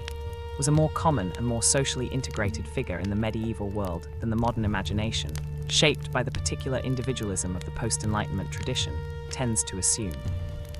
The specific institutional form of the anchorite, the person, typically a woman, who was literally enclosed in a small cell attached to a church wall, entering through a ceremony that included the rites of the dead as a specific expression of her separation from the living world, and communicating with the outside world through a small window whose particular function allowed the anchorite to provide spiritual counsel to the visitors who came to seek her advice while maintaining the specific physical seclusion of her vocation, was one of the most remarkable features of medieval religious life, and one whose particular cultural contribution has been substantially recognized in the specific case of Julian of Norwich. The 14th century anchorite, whose revelations of divine love, the specific account of the 16 visions she received during a near-fatal illness in May 1373, is the earliest surviving book written in English by a woman and one of the most theologically significant mystical texts in the entire medieval tradition. Julian's specific theology, her insistence on the love of God as the specific foundation of all religious understanding, her particular formulation, all shall be well, and all shall be well, and all manner of things shall be well, whose specific resonance across the 7 centuries since its composition has made it one of the most widely quoted sentences in the English mystical tradition, was the particular product of a religious life conducted in total solitude in a cell attached to the Church of St. Julian in Norwich, sustained by the specific spiritual discipline of the anchoritic vocation, and nourished by the particular quality of contemplative attention that the medieval tradition of solitary prayer had developed over centuries. Fact 40. Daily life at 40, halfway through the medieval world. 40 facts into the story of daily life in the medieval age, halfway through, and the full range of the medieval world's human texture is visible in all its variety. From the jousting knight to the enclosed anchorite, from the harvest field to the great feast, from the peasant revolt to the merchant's counting house, from the animal world of the medieval farm to the supernatural world of the medieval village's invisible landscape. The 40 facts behind us have traced the medieval world across its full social range, from the peasant's longhouse to the monastic scriptorium, from the village tavern to the university disputation, and through the full range of its human experience. Work and celebration, faith and superstition, love and death, the specific pleasures of the garden and the harvest supper and the storyteller's tale, and the specific sufferings of the hungry winter and the sick child and the army's passage through the ripening fields. What is most striking at the halfway point is the specific quality of the medieval world's relationship to community. The particular intimacy of a social world in which the individual was always embedded in a web of obligation, reciprocity, and shared experience. The guild, the parish, the village, the household, that provided specific forms of support and specific forms of constraint that the modern world's particular emphasis on individual autonomy has substantially dissolved without entirely replacing. The medieval person was rarely alone in the sense that the modern person can choose to be alone, and rarely solitary in the sense of being without the specific social context, whose particular demands and particular consolations shaped every dimension of daily experience. 60 facts remain. They will carry us through the rest of the medieval world's daily life, the sounds and the smells, the specific pleasures and the specific sufferings, the particular ways in which medieval people understood themselves and their world. This is explored during sleeping. Fact 41. The medieval cathedral, stone theology. The medieval cathedral, the specific architectural achievement, whose particular combination of engineering ambition, theological program, and collective human labor, produced the most consequential body of religious architecture in the history of Western civilization, and whose specific visual effect, the specific upward thrust of the Gothic vault, the specific transformation of stone into apparent weightlessness by the flying buttress that allowed the walls to be opened into great windows of colored glass, the particular quality of the light that filtered through those windows to fill the interior with colors whose specific combination changed with the movement of the sun throughout the day, was designed to produce in the worshipper a specific experience of the divine whose particular character the theology and the aesthetics of the medieval church had worked out in precise and deliberate detail, was the most comprehensive single expression of what the medieval world believed and what the medieval world could build, simultaneously a statement of faith and a demonstration of technical capability whose particular achievement has never been surpassed in either dimension. The specific experience of entering a medieval cathedral, the abrupt transition from the noise and smell of the medieval street outside to the specific quiet and coolness and height of the interior, the particular visual experience of the naves, length drawing the eye toward the altar, and the light from the clerestory windows falling in coloured shafts through the dim air. The specific smell of the incense and the candle wax and the cold stone that constituted the olfactory world of the sacred space was designed to be transformative, to move the worshipper from the ordinary world outside into a specific experience of the extraordinary, whose particular sensory character was the medium through which the theological message was communicated to a population that could not read the texts whose content the architecture and the stained glass and the sculpture were simultaneously illustrating and embodying. Specific human cost of cathedral construction, the generations of quarrymen and masons and carpenters and glaziers and sculptors, whose collective labor over decades and sometimes centuries produced these buildings,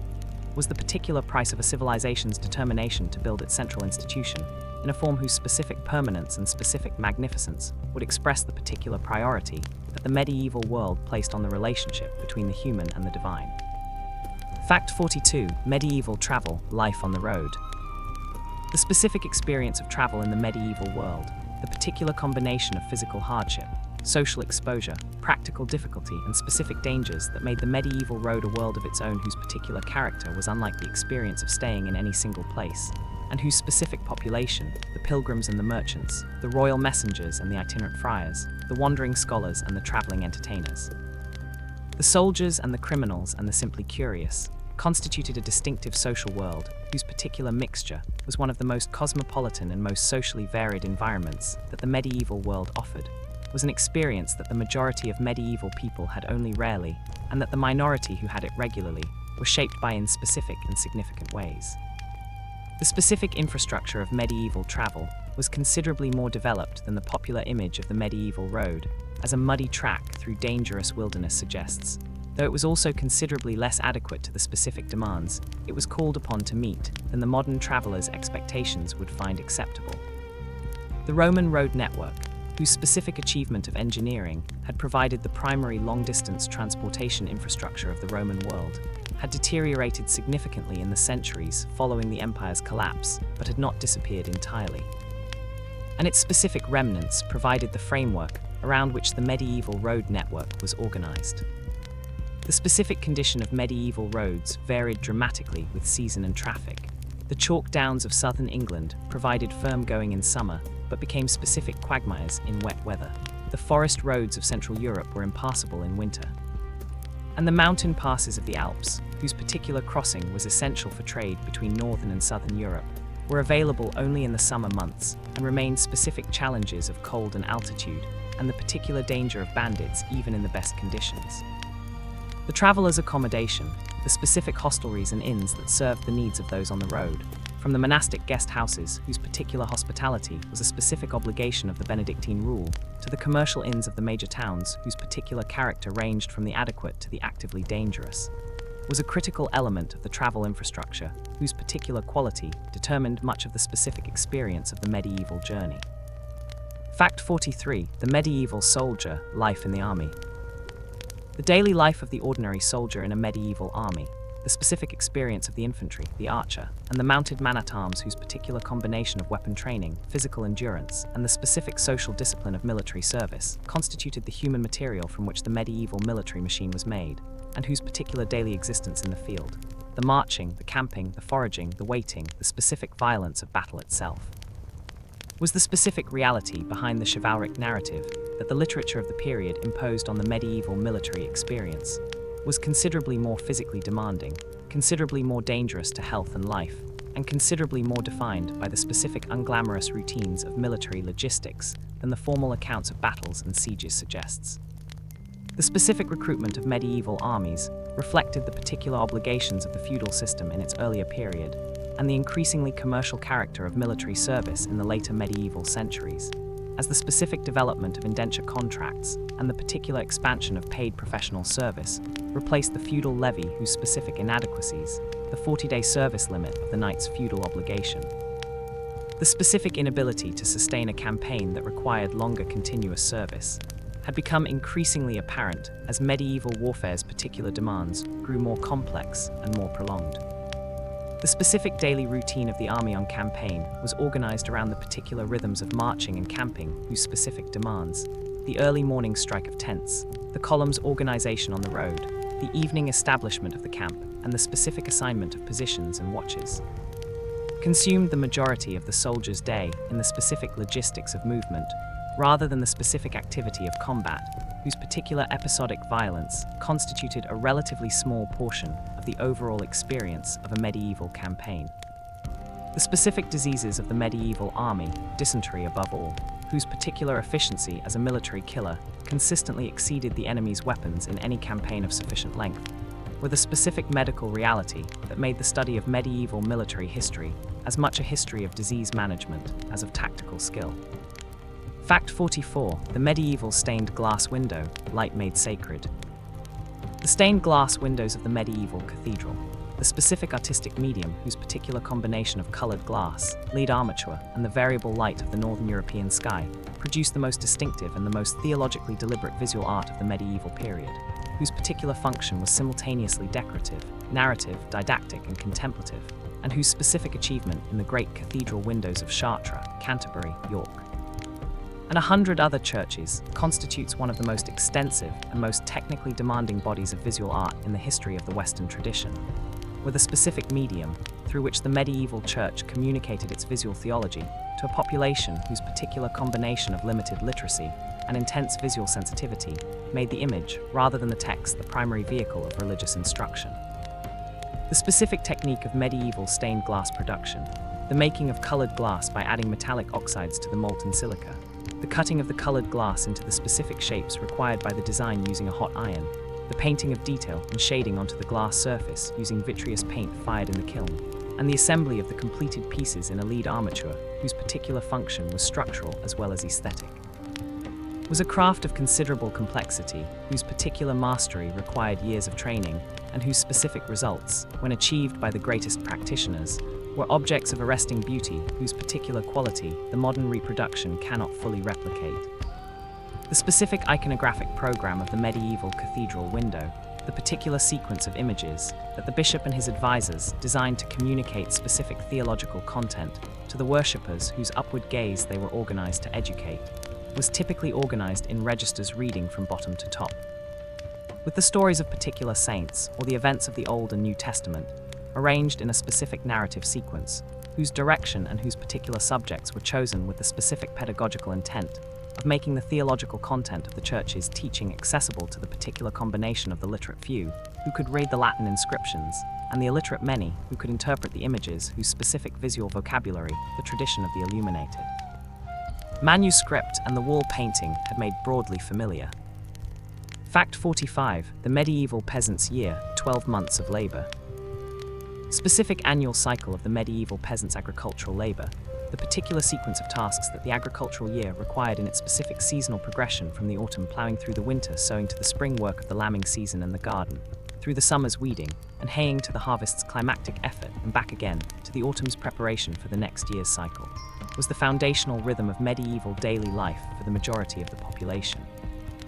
The specific temporal framework within which every other dimension of experience, the religious calendar, the social celebrations, the personal milestones of birth and marriage and death, found its particular place and its particular meaning.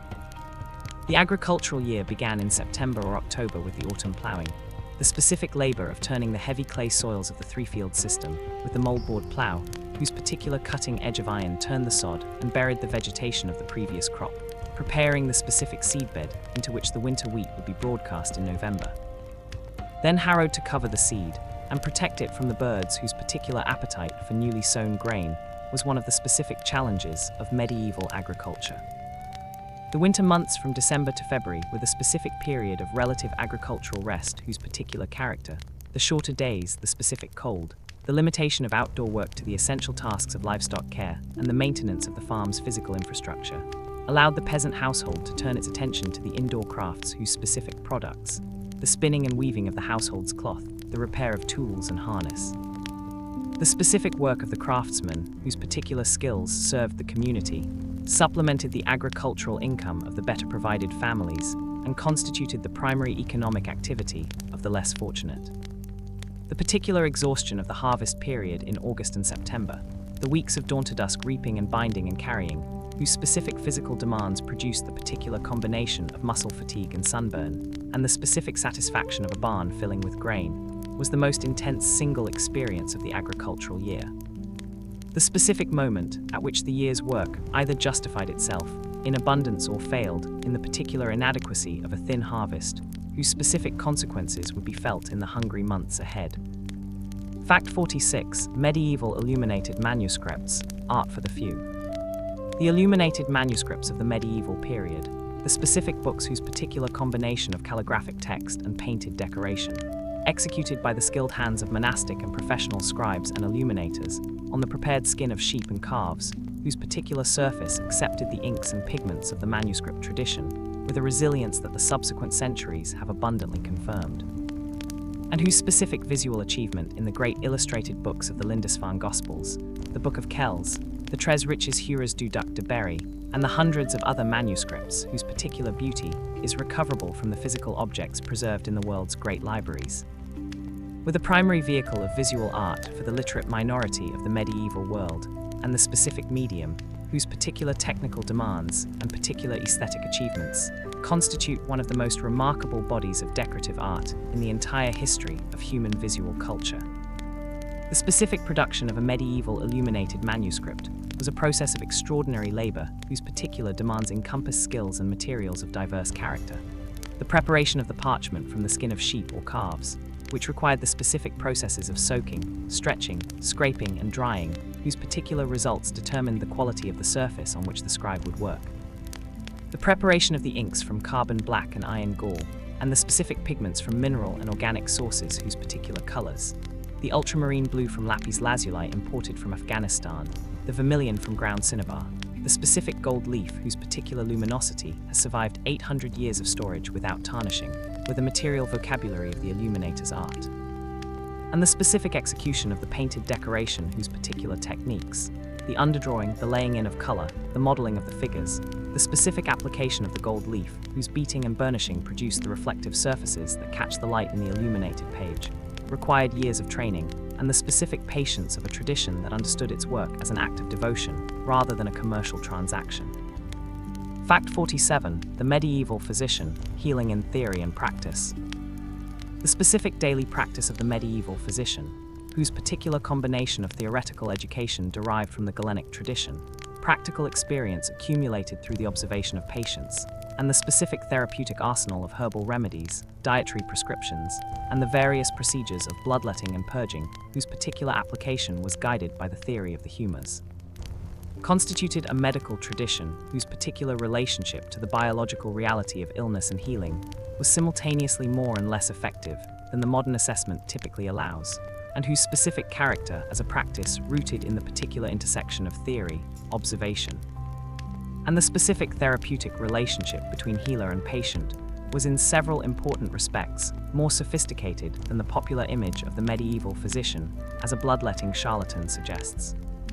The specific education of the university-trained physician, the particular curriculum of the medieval medical school at Salerno, Bologna, and Paris,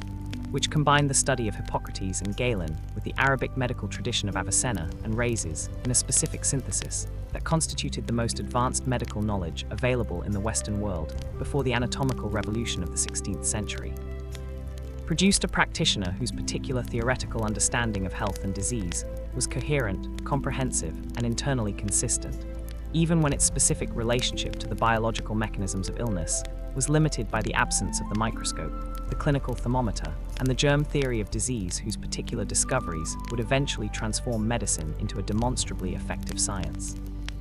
Specific herbal pharmacopoeia of the medieval physician, the particular plants whose medicinal properties had been accumulated through centuries of empirical observation, and whose specific applications in the treatment of fever, wound infection, digestive disorder, and respiratory disease included a significant proportion of compounds whose pharmacological activity has been confirmed by modern research, was the most genuinely effective element of the medieval therapeutic tradition.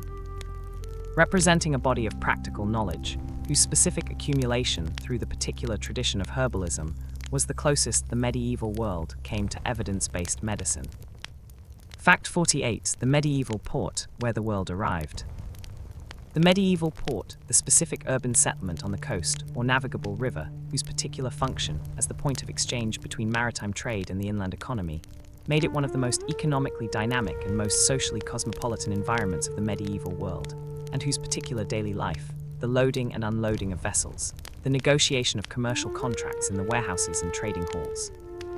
the specific social world of the sailors and the merchants and the dockworkers, and the customs officials whose particular activities constituted the daily operations of the port, was one of the most vividly documented and most culturally varied dimensions of medieval urban existence, was the specific institution through which the medieval world's particular appetite for the goods of distant lands, the spices and silks of the East, the furs and amber of the Baltic,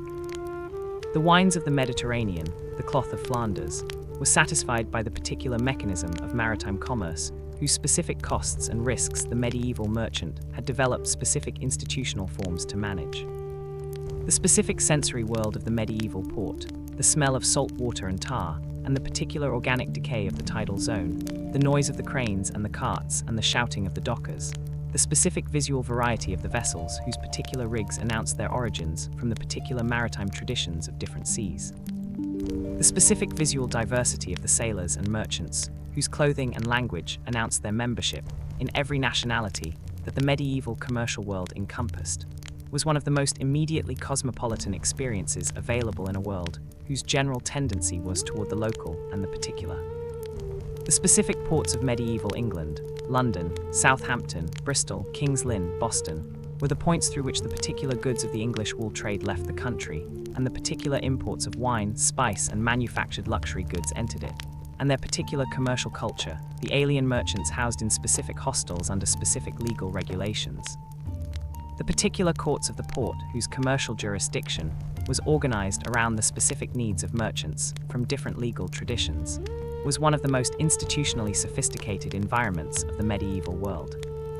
Fact 49. The Medieval Inquisition, fear as an instrument of faith. The Medieval Inquisition, the specific ecclesiastical institution established by the papacy in the 13th century to investigate and suppress the particular heresies that were threatening the unity of the Christian faith in southern France, northern Italy, and other regions of high medieval Europe, and whose particular methods, the systematic questioning of suspects, the use of torture to extract confessions, the specific penalties of imprisonment, penance, and burning at the stake for the obstinately heretical, have made it one of the most notorious and most debated institutions in the history of the medieval church, was in its specific historical reality considerably more complex and considerably more nuanced than the uniform horror that the popular image, shaped primarily by the later Spanish Inquisition and the specific anti-Catholic polemics of the Reformation period, typically suggests. While remaining a genuinely terrifying institution, whose specific methods and specific consequences produced real suffering and real death for the specific individuals who encountered it, the particular heresies that the medieval Inquisition was created to combat, above all the Catharism of southern France, whose specific dualist theology challenged the fundamental tenets of Catholic orthodoxy, and the Waldensian movement, whose particular emphasis on evangelical poverty and lay preaching created organizational structures outside the church's control, were perceived by the medieval papacy as genuine threats to the specific social and theological unity of Christian Europe, whose particular response required institutional machinery capable of systematic investigation and correction. The specific procedure of the medieval Inquisition, the particular publication of a period of grace during which heretics could confess voluntarily, the systematic interrogation of witnesses, the specific use of torture authorized by Pope Innocent IV in 1252 to extract confessions from the obstinate,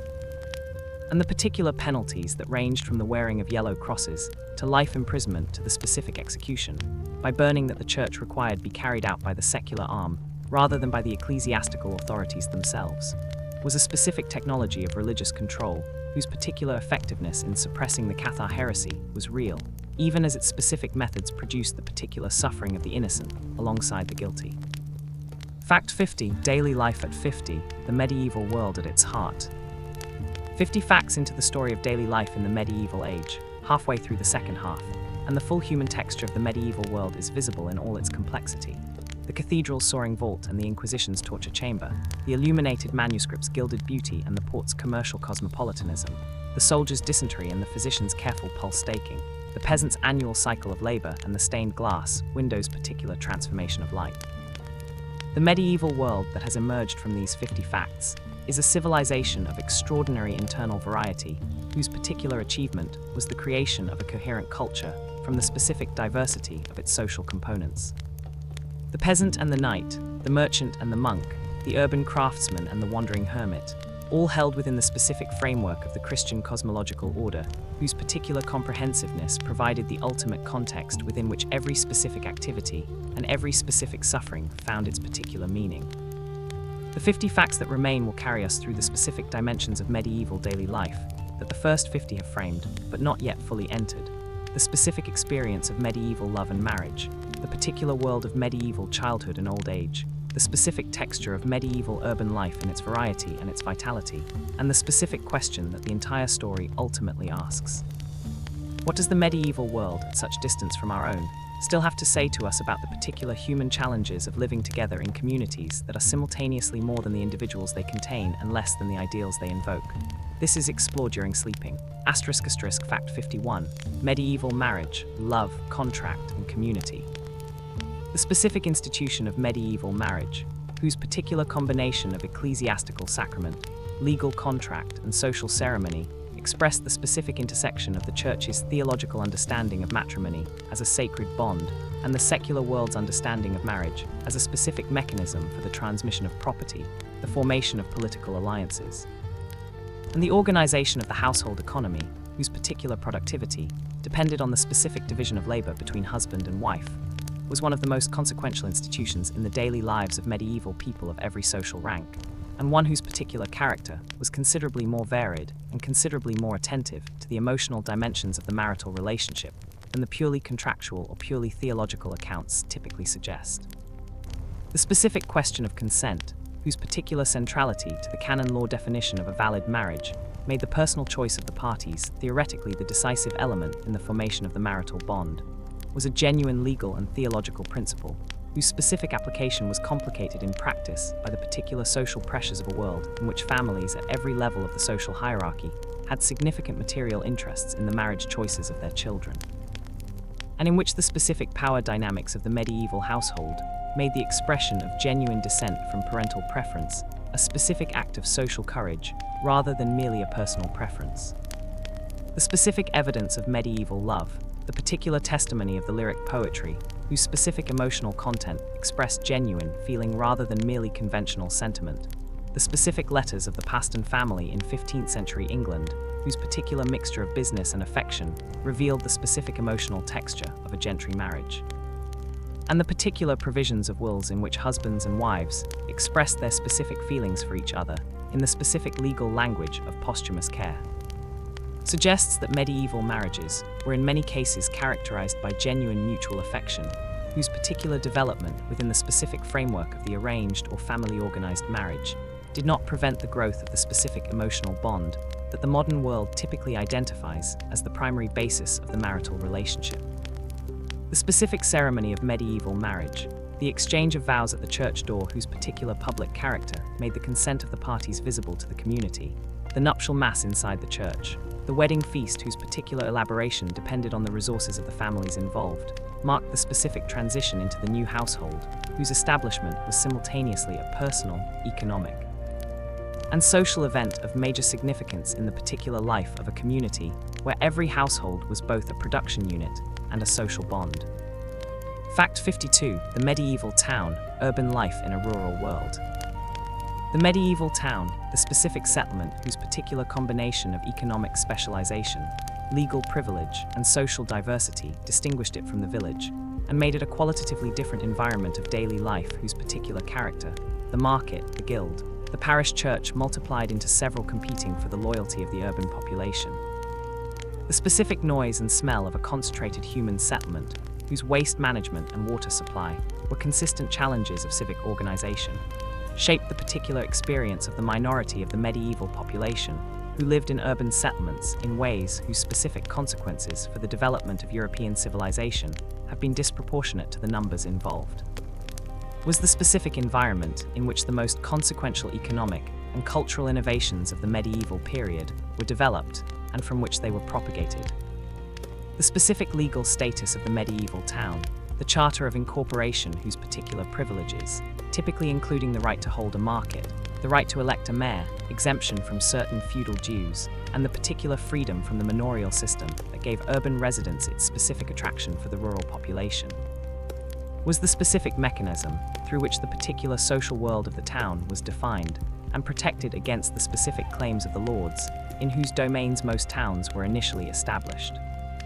The particular phrase town makes free, whose specific expression of the principle that a serf who lived in a town for a year and a day without being reclaimed by his lord thereby became legally free, was not merely a legal technicality, but a specific social reality that made the town a place of potential liberation from the particular constraints of the manorial system. And that generated the particular flow of rural migrants to the urban centers, whose specific demographic consequences, the growth of the medieval town population in the 12th and 13th centuries, the specific concentration of particular crafts and trades in particular streets, whose names survive in the modern city, were among the most consequential social changes of the high medieval period. The specific sensory world of the medieval town, its particular noise, its specific smells, its visual variety of sign and color, and the specific dress of the different trades and estates, was one of the most immediately present and most constantly stimulating environments of the medieval world.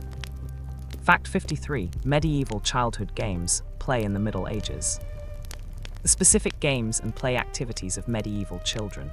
the particular ways in which the younger members of the medieval population occupied the time not consumed by the particular labor contributions that the household economy required of them from an early age, and whose specific character has been recovered from the illuminated manuscripts, whose margins were sometimes decorated with images of children at play.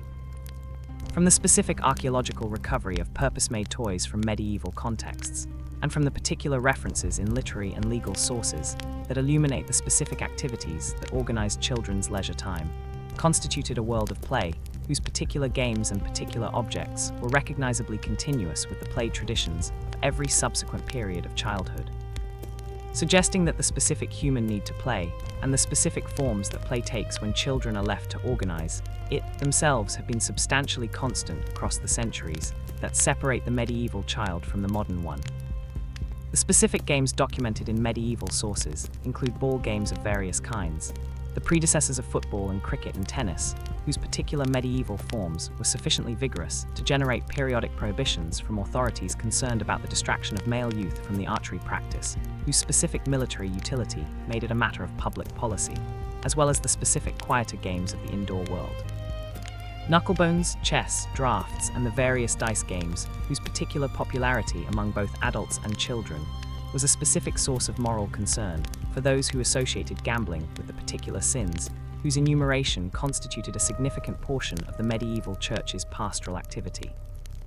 The specific toys recovered from medieval archaeological contexts, the ceramic and wooden figurines, the model knights and horses, the specific rattles and tops and balls whose particular physical survival depends on the specific preservation conditions of the archaeological deposit, reveal a material culture of childhood play whose particular sophistication, given the specific constraints of pre-industrial manufacture, suggests that the provision of specific objects for children's play was considered a worthwhile investment by medieval families at every level of the social hierarchy who could afford it. Fact 54. The medieval leper, exclusion and charity asterisk. The specific experience of leprosy in the medieval world, the particular disease, now understood to be caused by the bacterium Mycobacterium leprae, and characterized by the specific progressive damage to the skin, the peripheral nerves, and the respiratory tract, whose visible disfigurement made it the most feared of the specific diseases of the medieval period. And its particular social management, through the specific institution of the leper hospital, and the particular legal and social practices of exclusion, whose combination expressed simultaneously the medieval church's specific theology of suffering and the specific practical anxiety of a population confronting a visibly contagious disease for which no treatment was available, constituted one of the most complex and most humanly revealing chapters in the history of medieval daily life. The specific diagnosis of leprosy in the medieval period was considerably broader than the modern clinical definition of the disease. The term covered a range of skin conditions whose particular visual presentation resembled leprosy sufficiently to trigger the specific social response that the disease attracted, meaning that the number of people subjected to the particular legal and social consequences of a leprosy diagnosis was substantially larger than the number actually suffering from the specific bacteriological disease. The particular ritual of the leper's exclusion, the specific ceremony in which the diagnosed individual was formally declared dead to the civil world, forbidden from entering churches, markets, mills, and bakeries, required to wear distinctive clothing, and to carry a bell or clapper to warn the healthy of their approach, was the specific mechanism through which the medieval community managed its particular anxiety about contagion, while simultaneously expressing the specific theological understanding of the lepers, suffering as a potential path to spiritual purification, whose particular merit could be enhanced by the specific patience and the specific acceptance with which it was borne. The leper hospitals, the leprous area established on the outskirts of medieval towns, whose particular provision of accommodation, food, and spiritual care for the specific population of diagnosed lepers constituted one of the most important expressions of the medieval church's charitable mission, were simultaneously places of genuine care and places of specific social containment, whose particular dual function expressed the specific complexity of the medieval response to the most feared of the disfiguring diseases. Fact 55. The medieval chronicler recording history. The medieval chronicler, the specific figure of the monastic or secular writer whose particular task was the recording of the events of their own time, and the compilation of the records of the past into the specific form of the chronicle, the annals, or the history whose particular character as the primary vehicle of historical knowledge in a world without printing, made its production a genuinely consequential act of cultural preservation and political interpretation. Was one of the most significant and most complex cultural producers of the medieval period, and one whose specific practice of history writing reveals in its particular conventions and its particular selections and omissions the specific values, the specific assumptions, and the specific political alignments of the culture that produced it. The particular tradition of monastic chronicle writing, whose specific product was typically a year-by-year record of significant events in the monastery's own history, combined with the wider political and ecclesiastical events whose particular significance warranted inclusion, was the primary form of historical writing in the early and high medieval period. And its specific character as a record produced within an institution with its own particular interests and its own particular theological framework shaped the particular selection of events that the chronicler chose to record and the specific interpretation that he brought to their recording. The great chronicles of the medieval period, Matthew Paris's Chronica Majora, composed at the monastery of St. Albans in the 13th century, Froissart's Chronicles of the 100 Years' War, composed in the late 14th century, the various English and French royal chronicles, whose particular compilation was undertaken as a specific act of political legitimation,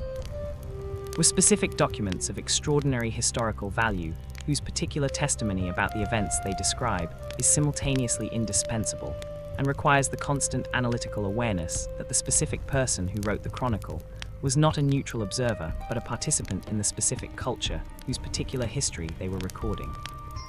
Fact 56. Medieval weather when climate shaped civilization. The specific relationship between medieval civilization and the weather, the particular dependence of the medieval agricultural economy on the specific patterns of rainfall, temperature, and the timing of the seasons whose year-to-year variability produced the particular alternation of good harvests and bad that determined the specific difference between adequacy and famine for the majority of the population, was one of the most fundamental dimensions of medieval daily life and one of the specific points at which the medieval world's particular vulnerability to forces beyond its control was most directly expressed in the concrete reality of food shortage, disease, and the particular social instability that hunger produced. The medieval climate was not uniform across the 1,000 years of the period. The medieval warm period of approximately 950 to 1250 CE, a specific climatic episode in which average temperatures in northern Europe were marginally higher than the preceding and following periods, produced the particular agricultural conditions that supported the population growth, the expansion of cultivation onto previously marginal land, and the specific economic vitality of the High Medieval period. The subsequent transition to the Little Ice Age, whose particular onset in the late 13th and early 14th centuries produced progressively colder and wetter conditions in northern Europe, was the specific climatic context of the Great Famine of 1315 to 1322, in which a series of catastrophically wet summers produced harvest failures across much of northern Europe, whose particular consequences. The death of an estimated 10 to 15% of the population of northern Europe, the specific suffering of the urban poor whose particular dependence on purchased food made them especially vulnerable to the price increases that harvest failure produced, and the specific social disruption of a society confronting a mortality event of unexpected scale, were among the most severe episodes of specific climatic-driven catastrophe in the history of the medieval period. The particular anxiety about the weather that pervaded medieval agricultural life, the specific prayers for rain in drought and for dryness in flood, the particular rogation processions around the parish boundaries that were simultaneously a religious observance and a communal assertion of the claim on divine protection that the specific vulnerability of the agricultural economy made urgently felt, was one of the most immediate expressions of the medieval world's specific relationship to forces that its theology identified as divine providence and its experience identified as regularly indifferent to human need. Fact 57. The medieval jester, laughter as license. The court jester, the specific figure of the professional entertainer, whose particular function in the great households of the medieval nobility combined the specific practical services of clown, mimic, storyteller, and musician, with the particular social role of the licensed fool, whose specific permission to say what others could not say gave him a specific social function that went considerably beyond the provision of simple amusement, was one of the most complex and most revealing figures in the particular social world of the medieval court, and one whose specific character as a vehicle for the particular truths that the rigid social hierarchy of the court made it impossible for others to express, has made him a figure of enduring cultural fascination, whose particular resonance extends through Shakespeare's fools to the modern satirist, whose particular function in democratic societies replicates in specific ways the specific license of the medieval jester's position. The particular skills of the professional entertainer in the medieval world ranged considerably beyond the specific comic performance that the jester's primary identification suggests. The juggler, the acrobat, the animal trainer, the tumbler, the musician, and the storyteller were all forms of the same fundamental professional category of the entertainer, whose specific combination of skills determined his particular commercial appeal and whose particular social position, outside the specific guild structures and the specific ecclesiastical framework that organized most medieval professional life, gave the traveling performer a specific social freedom and a specific social vulnerability, whose particular combination was the defining characteristic of the entertainer's existence. The specific license of the court jester, whose particular ability to mock the powerful to their faces, to voice the specific grievances of the powerless in the presence of those responsible for them, and to puncture the particular pretensions of the aristocratic world with the specific instrument of laughter, was genuine and was recognized as such by the specific medieval understanding that the fool's particular perspective, uncontaminated by the specific ambitions and specific fears that shaped every other member of the court, allowed a specific form of truth-telling that the ordered world of court protocol otherwise suppressed. Fact 58. The medieval miracle, when the supernatural intervened. The specific understanding of miraculous intervention in daily life that characterized the medieval world, the particular belief, entirely consistent with the specific theological framework of medieval Christianity, and with the specific cosmological assumptions of a world in which the invisible realm of angels and saints and demons was as real as the visible world of fields and markets. That the saints whose shrines dotted the medieval landscape regularly intervened in human affairs to heal the sick, protect the traveler, recover the lost object, and punish the wicked in specific displays of supernatural power, whose particular occurrence was documented in the shrine records and hagiographical literature of the period, was one of the most consequential dimensions of medieval religious life, and one whose particular relationship to the daily experience of the medieval person was considerably more immediate and considerably more practically oriented than the modern secular imagination typically allows. The specific documentation of medieval miracles, the shrine records in which the custodians of the major pilgrimage sites recorded the particular healings and interventions attributed to the shrine's saint, the hagiographical lives of the saints, whose particular miracle collections provided both the theological justification for the cult and the specific evidence that the ecclesiastical authorities required for the formal recognition of sanctity, constituted one of the richest bodies of evidence about the specific concerns, the specific sufferings, and the specific hopes of the medieval population at every level of the social hierarchy.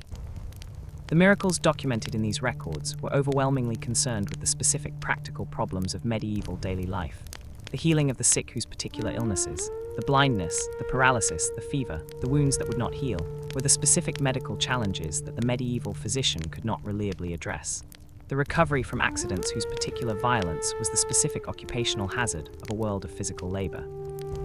The protection of travelers on roads whose specific dangers made the saints' intercession a genuinely desired form of insurance, and the specific resolution of the particular domestic and economic crises that formed the texture of daily medieval existence. The medieval miracle was not a theological abstraction, but a specific intervention in the specific texture of daily life. Fact 59. Medieval roads, the infrastructure of connection. The specific physical infrastructure of the medieval road network, the particular combination of ancient Roman road segments, whose specific engineering had provided a durability that 7 centuries of neglect had not entirely destroyed, new roads whose particular development reflected the specific commercial and administrative needs of the medieval economy, and the specific bridges, fords, and ferries whose maintenance was a matter of public obligation, whose particular assignment to religious institutions and local lordships reflected the particular understanding of infrastructure provision that the medieval world had developed, was simultaneously less adequate and more extensive than the popular image of the medieval road as an impassable muddy track suggests, and was the specific physical foundation on which the commercial, administrative, and pilgrim traffic, whose particular importance to medieval daily life has already been described, was conducted.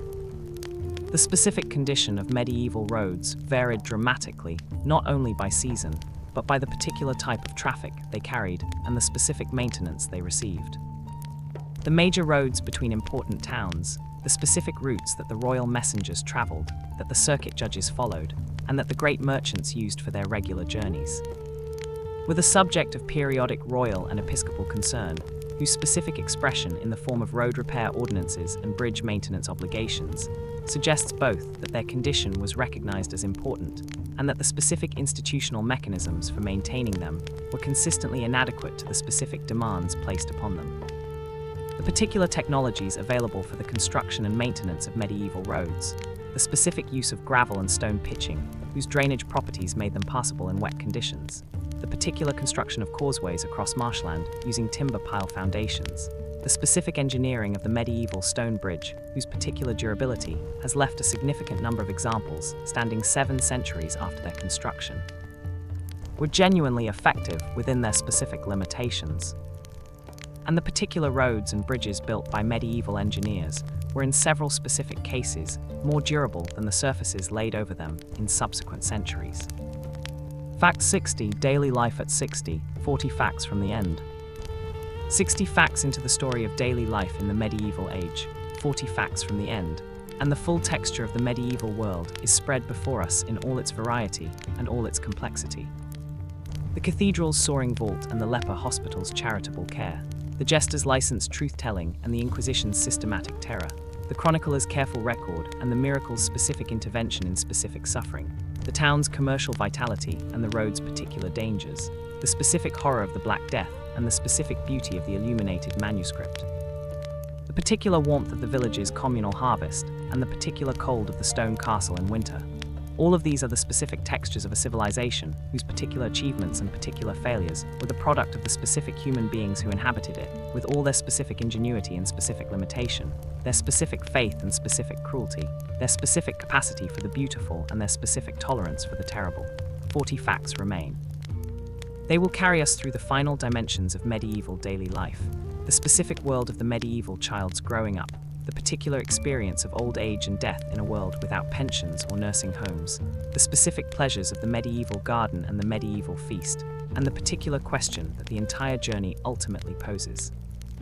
What does the medieval world, at such distance from our own, still have to say to us about the particular human challenges of living in community, of finding meaning in suffering, and of building things that last? This is explored during sleeping. Fact 61. The medieval blacksmith, the village's essential craftsman. The blacksmith, the specific craftsman whose particular mastery of iron and fire placed him at the center of the medieval village's technological life, whose particular products, the plowshare, the horseshoe, the door hinge, the kitchen knife, the wagon wheel rim, the scythe blade, were essential to every dimension of agricultural and domestic life, and whose specific forge, with its characteristic sound of hammer on anvil and its particular smell of hot metal and coal smoke, was one of the most recognizable sensory landmarks of the medieval settlement, was simultaneously the most economically indispensable and the most socially ambiguous craftsman in the medieval community. A person whose specific skill with fire and metal placed him, in the particular symbolic imagination of the medieval world, in a specific relationship with the supernatural that made the blacksmith's forge a place of particular power and particular danger in the folk tradition of every culture in which ironworking was practiced. The specific craft of the medieval blacksmith, the particular techniques of heating iron to the specific temperature at which it became workable, of shaping it through the specific processes of drawing, bending, punching, and welding, whose particular combination produced the specific objects that the village required, and of the quenching and tempering whose particular control determined the specific hardness and toughness of the finished product,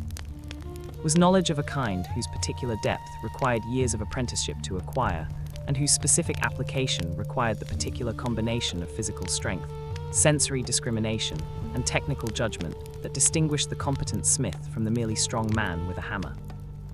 The village blacksmith's particular social position reflected his specific economic indispensability. In a world where a broken plowshare at the wrong moment in the agricultural year could mean the difference between a harvest and a failed crop, the smith whose particular skill could repair the damage quickly and reliably was a figure of genuine community importance, whose particular standing in the village was higher than a simple assessment of his income relative to other village craftsmen would suggest.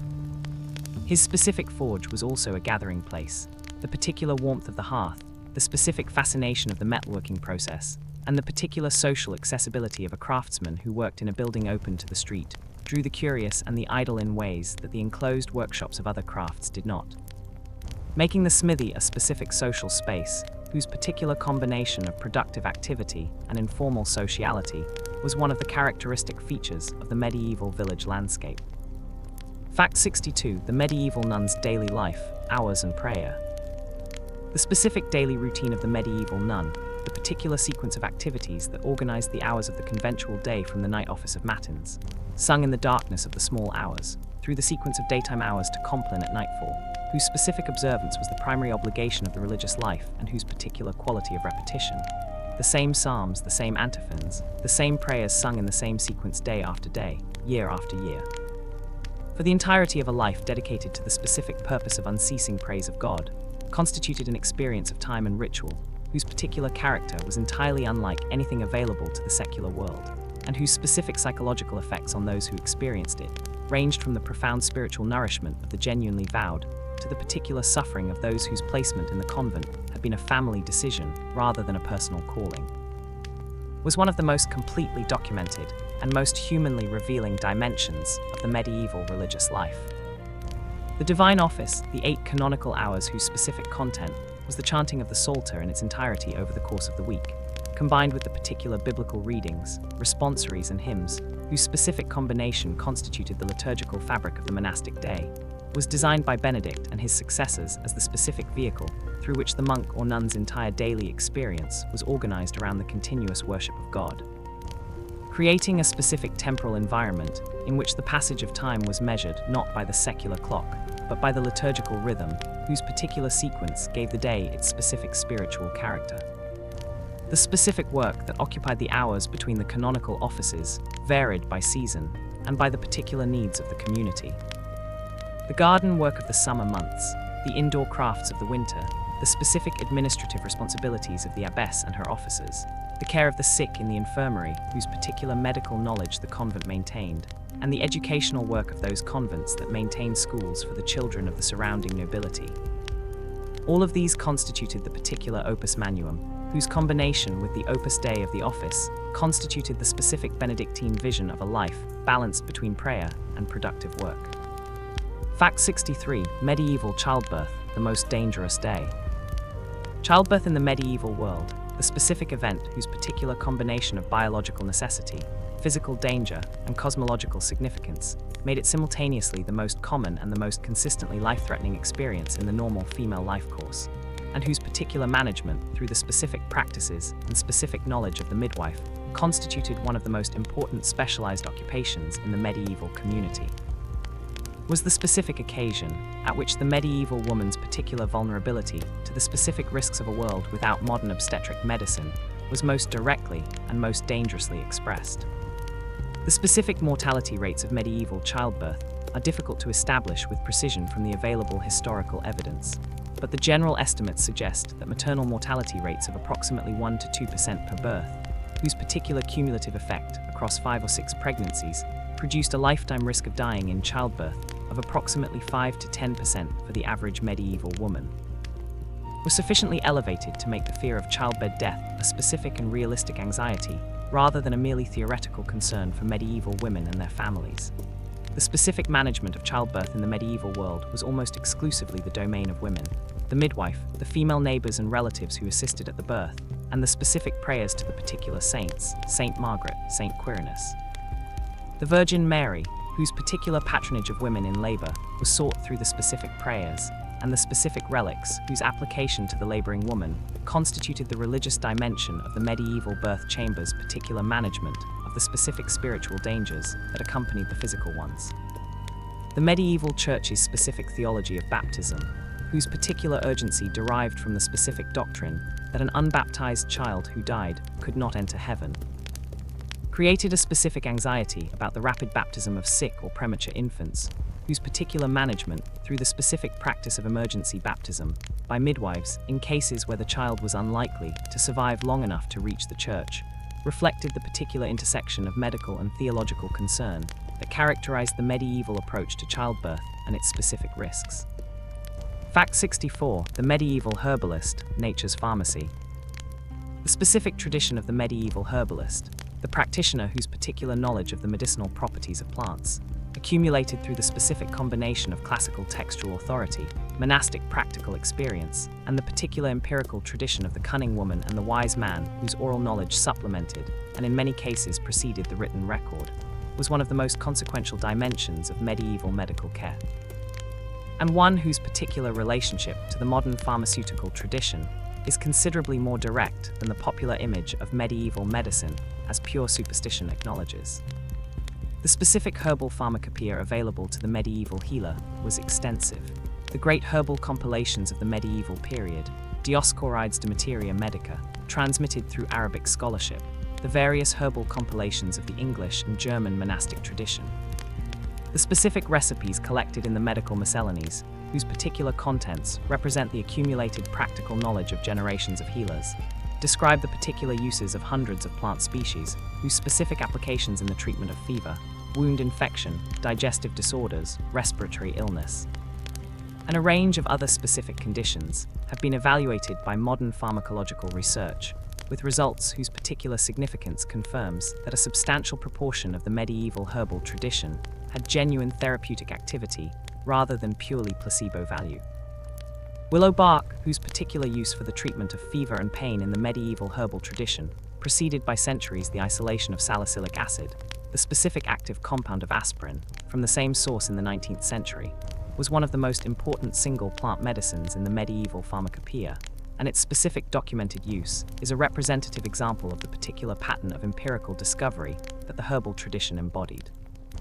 The specific social context of the medieval herbalist's practice, the local healer whose particular knowledge served the community in the absence of the university-trained physician, whose specific expense placed his services beyond the reach of most of the population, was one whose particular importance to the daily lives of the medieval poor can hardly be overstated. Since for the majority of people, the cunning woman's herbal remedy was the only medical treatment that was practically accessible in the specific emergency of illness or injury. Fact 65. The medieval miller, power and resentment. The medieval miller, the specific craftsman whose particular control of the mill, whose specific mechanism of millstones driven by water or wind, was the only practical technology available for the conversion of the grain harvest into the flour from which the population's bread was made. and whose particular monopoly on this specific essential service gave him a specific position of economic power in the village community, whose particular expression generated a consistent tradition of resentment and suspicion that has left its specific trace in the literary and legal record of the medieval period, was one of the most socially complex and most consistently disliked figures in the specific social world of the medieval village. A craftsman whose particular indispensability made him simultaneously essential and resented, and whose specific reputation for dishonesty in the measurement of the toll he took for his milling services was so consistent across the medieval literature, and so consistently expressed in the particular provisions of the manorial court records, that it appears to reflect a genuine social reality rather than merely a conventional literary stereotype. The specific technology of the medieval mill, the water mill whose particular mechanism used the energy of a flowing stream to drive the millstones through the specific combination of wheel, shaft, and gear that constituted the most sophisticated piece of machinery in the everyday medieval landscape. And the windmill whose particular development from the late 12th century in northern Europe provided an alternative energy source in the flat landscapes of the Low Countries and eastern England, where insufficient water power made the water mill impractical, was a specific capital investment of considerable magnitude, whose particular ownership by the lord of the manor, rather than by the miller himself, was the specific structural fact that produced the particular social tensions of the medieval milling relationship. The lord's mill was typically the only mill to which the peasants of the manor were legally obligated to bring their grain. The specific obligation of suit of mill, whose particular enforcement through the manorial court created the specific monopoly from which the miller derived his particular power, and the lord derived his particular income. The particular relationship between the lord, the miller, and the grinding peasant, the specific triangular exploitation, whose particular character made the mill a consistent symbol of economic oppression in the specific literature of the medieval period, was one of the most vivid expressions of the particular social tensions that the manorial system generated in its daily operation. Fact 66. Medieval astronomy, reading the heavens asterisk. The specific practice of medieval astronomy, the particular observation and mathematical modeling of the movements of the sun, moon, and planets, whose specific combination of the inherited classical tradition of Ptolemaic geocentric cosmology, the Arabic mathematical developments that had substantially refined the specific predictive accuracy of the Ptolemaic model, and the particular practical applications of astronomical knowledge in the computation of the church calendar. The casting of astrological horoscopes, and the specific navigation of the medieval mariner, whose particular tools were limited to the observation of celestial bodies, constituted one of the most sophisticated intellectual traditions of the medieval period, and one whose particular relationship to the later Copernican revolution was considerably more continuous than the popular narrative of a revolutionary break with medieval ignorance suggests. The specific institutional context of medieval astronomy was primarily the university, where the quadrivium's inclusion of astronomy as one of the four mathematical arts whose mastery was required for the degree of Master of Arts, ensured that astronomical knowledge was a specific component of the standard university education, and the observatories and instruments, the astrolabe, the quadrant, the armillary sphere, whose particular use required both mathematical knowledge and practical skill, were available to the scholars whose specific intellectual curiosity drove them beyond the required curriculum into the particular details of the astronomical tradition. The astrolabe, the specific instrument, whose particular combination of a planispheric projection of the celestial sphere with a rotating sighting device allowed its user to determine the time from the position of a celestial body, to find the positions of stars at specific times, and to solve a range of specific astronomical and astrological problems, was the most important single astronomical instrument of the medieval period and one of the most beautiful. The surviving examples, whose particular combination of engraved brass and careful mathematical construction represent some of the finest precision metalwork of the medieval craftsman, are objects of genuine aesthetic achievement, whose specific complexity and specific precision express the particular ambition of a tradition that understood the contemplation of the heavens as simultaneously a mathematical science and a devotional practice. Fact 67. The medieval tapestry, warmth and narrative. The medieval tapestry, the specific textile whose particular combination of functional warmth, visual splendor, and narrative content made it the most characteristic decorative art of the medieval aristocratic interior, whose particular production from the specialized workshops of Arras, Tournai, and Brussels represented one of the most technically sophisticated and most economically significant craft industries of the high medieval period, and whose surviving examples, The Bayeux Tapestry, the unicorn tapestries of the Metropolitan Museum and the Cloisters, the Lady and the Unicorn series of the Musée de Cluny, constitute some of the most extensive and most visually rich documentary records of medieval daily life available to the modern viewer. Was a specific form of visual art whose particular importance in the medieval domestic environment went considerably beyond mere decoration to encompass the specific practical functions of insulation and acoustic absorption that the stone walls of the medieval castle required, and the specific narrative and symbolic functions of a medium that served as both a visual Bible for the illiterate and a specific statement of the dynastic and cultural aspirations of the aristocratic household that commissioned it. The specific technique of tapestry weaving, the particular weft-faced plain weave, whose specific manipulation allowed the weaver to produce any desired color pattern by using the appropriate colored weft thread at each point in the design, creating an image whose particular integration of colored thread into a unified textile surface was technically distinct from every other medieval textile technique, required the specific combination of a skilled designer who provided the cartoon. The skilled weavers whose particular execution of the design required both technical mastery and the specific aesthetic judgment to translate a painted design into the particular medium of thread, and the complex loom infrastructure whose particular scale determined the maximum dimensions of the finished work. The specific narrative content of the great medieval tapestries, the particular stories they told, from the military history of the Bayeux Tapestry's specific account of the Norman conquest, to the specific courtly allegory of the unicorn hunt, to the particular mythological and symbolic content of the Verger Tapestries, constituted a specific form of visual literature whose particular accessibility to a viewer who could not read was one of the most important functions of a medium that the medieval nobility used to fill the specific visual space of the Great Hall with stories whose particular content communicated both cultural sophistication and political identity. Fact 68. The medieval student, life at the university *. The specific daily life of the medieval university student, the particular combination of study, poverty, camaraderie, and the specific social world of the academic town, whose particular relationship to its university was one of the most consistently contentious features of medieval urban life, was one of the most distinctive social experiences available in the medieval world, and one whose particular character has been recovered in remarkable detail from the specific documents, the university statutes, the student letters home, the particular records of the town-gown conflicts, whose specific violence periodically disrupted the academic life of Oxford and Paris and Bologna, that constitute the most direct evidence of what it was actually like to be a medieval student in the specific institutional environment of the medieval university. The particular circumstances of the medieval student were defined by a specific combination of intellectual aspiration and material deprivation, whose particular character was not entirely unlike the experience of students in universities in any subsequent century. The specific cost of the fees, the accommodation, the books, and the food required to sustain the academic life was considerably beyond the resources of most families without the specific assistance of a patron or benefactor, and the particular letters home in which students requested money from their parents have a specific familiarity whose particular content, the specific combination of optimistic accounts of academic progress with urgent requests for additional funds, is recognizable across the 8 centuries that separate the medieval student from his modern equivalent.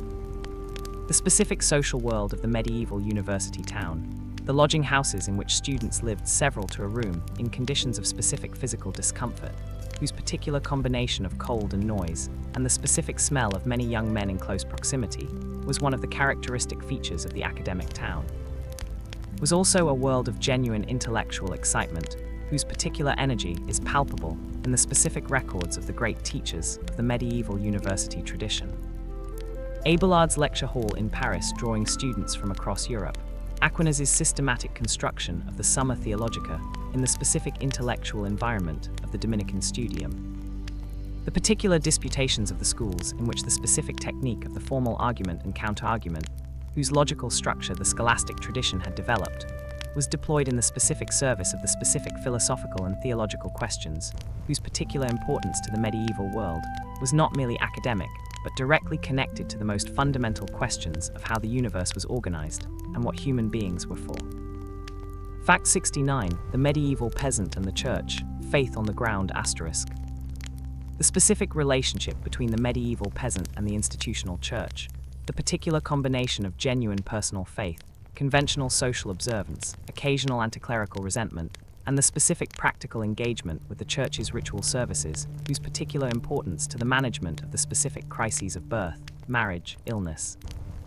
and death made the parish priest a figure of central importance in every medieval life, regardless of the specific quality of the personal religious conviction that accompanied the specific institutional observances, was one of the most complex and most humanly revealing dimensions of medieval daily life, and one whose particular character has been recovered from the specific evidence of the penitentials, the synodal records, the visitation documents,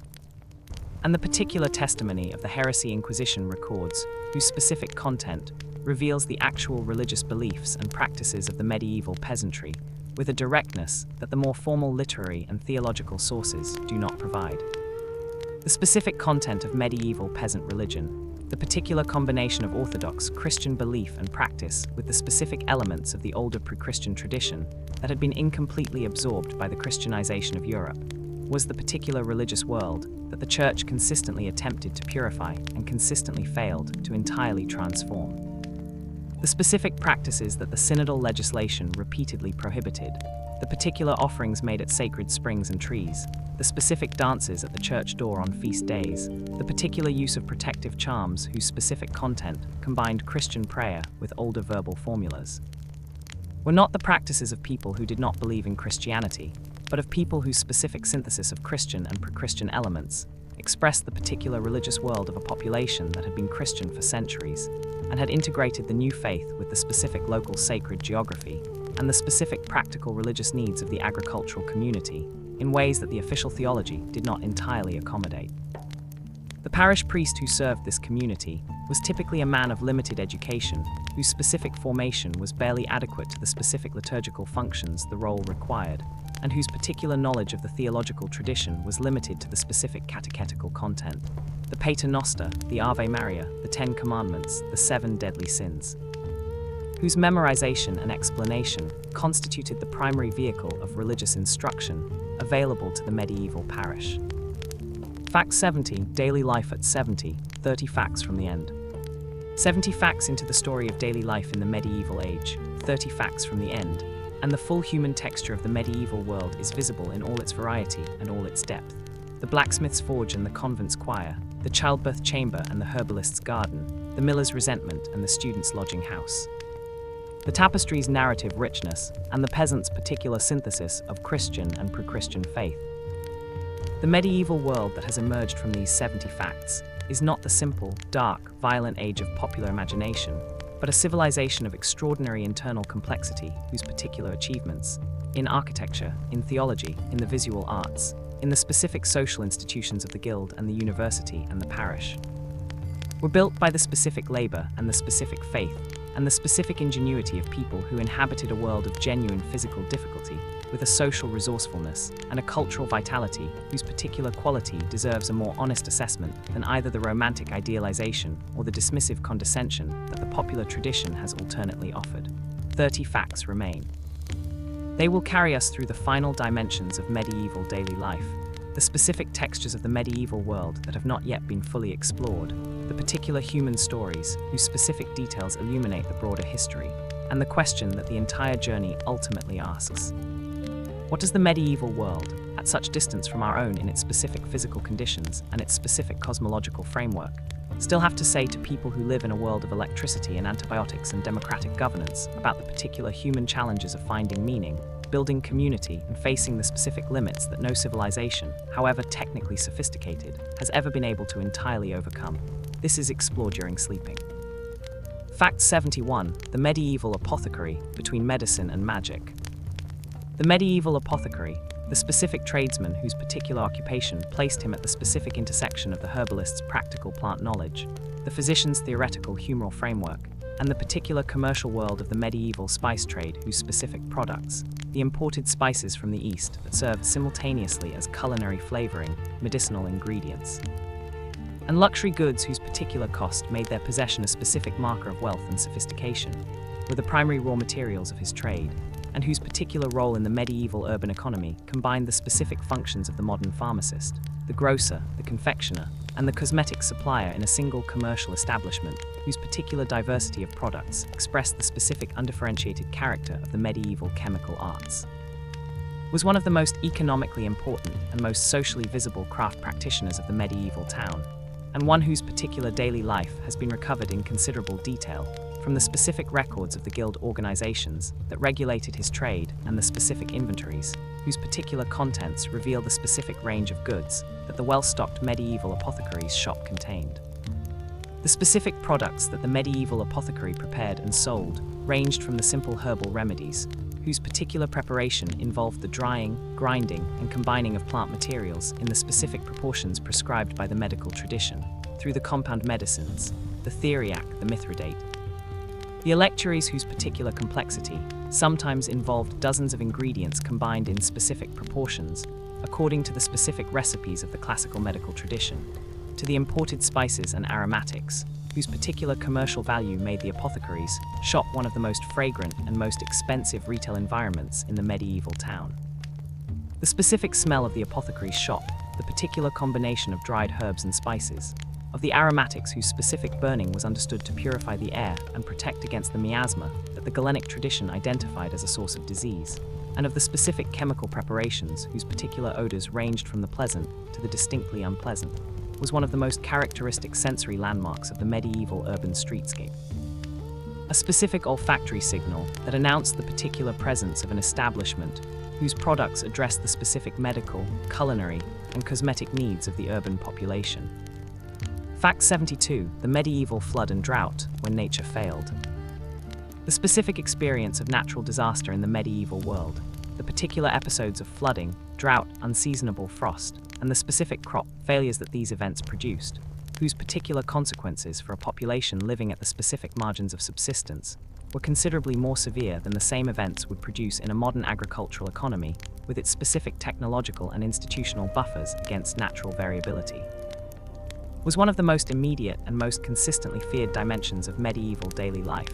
and one whose particular management, through the specific combination of religious intercession, communal mutual aid, and the specific institutional responses of the manorial and ecclesiastical systems, expressed both the medieval world's particular vulnerability to the natural forces it could not control and the specific resourcefulness with which it attempted to manage that vulnerability. The specific vulnerability of the medieval agricultural economy to natural disaster derived from several particular features of its organization. The specific dependence on a narrow range of staple crops whose particular susceptibility to specific weather conditions, the rye's vulnerability to the ergot fungus that thrived in wet summers, the wheat's specific sensitivity to late spring frost, the general vulnerability of the open field system to the specific combination of events that simultaneously destroyed the harvest across the entire community, meant that the specific failure of a single growing season could produce the particular food shortage, whose human consequences were measured in the specific mortality of the weakest members of the community. The particular response of the medieval community to crop failure combined the specific religious practices of the rogation procession and the communal prayer for divine intervention with the specific secular practices of the manorial system's obligation to provide relief from the Lord's reserves, the particular redistribution of communal resources whose specific mechanisms, the sharing of seed corn, the provision of bread from the manorial stores, the specific suspension of the rent obligations whose payment in a year of crop failure would have completed the family's ruin, expressed the particular social solidarity that the specific emergency of famine activated in communities whose normal social relations were organized around hierarchy and obligation rather than equality and charity. The particular memory of specific famine years, the Great Famine of 1315 to 1322, the specific hunger winters whose particular severity was recorded in the chronicles, and whose specific human consequences were visible in the particular archaeology of mass grave and abandoned settlements, was one of the specific forms of collective memory whose particular persistence in the folk tradition of the regions affected, expressed the specific depth of the impression that famine left on the communities that survived it. Fact 73. The medieval toll road, paying to travel. The specific system of tolls and taxes that regulated the movement of goods and people along the roads, bridges, and navigable waterways of medieval Europe, the particular combination of bridge tolls, road tolls, market tolls, river tolls, and the various other specific levies, whose collection was the particular right of the lord or the municipal authority, in whose jurisdiction the specific point of collection was located, was one of the most pervasive and most consistently complained about dimensions of medieval commercial life, and one whose particular character as a system of extraction imposed at the specific points of economic bottleneck, where the geography of transport concentrated traffic expressed the particular logic of the medieval political economy, in which the right to tax was both a specific marker of lordly authority and a specific source of the revenue on which the maintenance of that authority depended. The specific experience of the medieval traveller or merchant navigating the particular toll points along a major trade route was one of repeated small extractions whose particular cumulative effect could add significantly to the specific cost of goods transporting over long distances, and whose particular unpredictability, the specific variation in toll rates between different jurisdictions. The particular addition of new tolls as individual lords exercised their specific authority to establish new collection points, created a specific commercial environment in which the calculation of the profitability of any trading venture required the particular local knowledge of the specific toll obligations, whose particular cumulative burden would reduce the margin between purchase price and sale price. The particular resistance to tolls, the specific exemptions claimed by merchants of particular towns, the specific litigation in the royal courts against unauthorized toll collection, and the particular violence that the attempt to collect tolls in defiance of established exemptions sometimes produced, was one of the most consistent themes in the legal records of the medieval period, and one whose particular expression of the tension between the specific rights of the individual commercial interest and the specific authority of the lordly or municipal power that claimed the right to tax expressed in miniature the broader tension between economic dynamism and political control that characterized the commercial transformation of the high medieval period. Fact 74. The medieval innkeeper, hospitality as business. The medieval innkeeper, the specific entrepreneur whose particular provision of accommodation, food, drink, and stabling for travelers and their horses constituted one of the most important service businesses of the medieval commercial economy, and whose particular establishment, the inn, the hostelry, the tavern with rooms, was the specific physical environment in which the disparate human flows of the medieval road were concentrated into the particular social world of the shared table, and the common sleeping chamber, whose specific intimacy was one of the most consistent features of the medieval traveller's experience, was a figure of considerable economic importance and specific social ambiguity, whose particular reputation combined the genuine utility of the services provided with the specific suspicion that attached to any establishment in which the mobile and the anonymous mixed in conditions of relative privacy that made the identification and control of the criminal element a specific challenge for the municipal authorities who attempted to regulate the trade.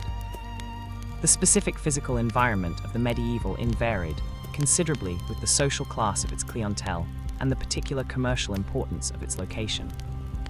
The great inn of a major pilgrimage town or a busy market town was a specific commercial enterprise of considerable scale, with multiple sleeping chambers, a great hall for communal dining, extensive stabling whose particular capacity for horses determined the specific commercial potential of an establishment whose most profitable customers were the merchants and the minor nobility whose horses required both accommodation and fodder,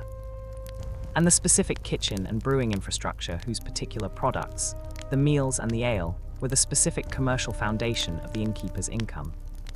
The particular social world of the medieval inn, the specific mixture of travelers from different regions and different social backgrounds who shared the common table, the particular conversations in which the specific news of the road was exchanged, the specific entertainments, the dice games, the storytelling, the music, whose particular presence in the inn made it one of the most consistently lively social environments of the medieval world,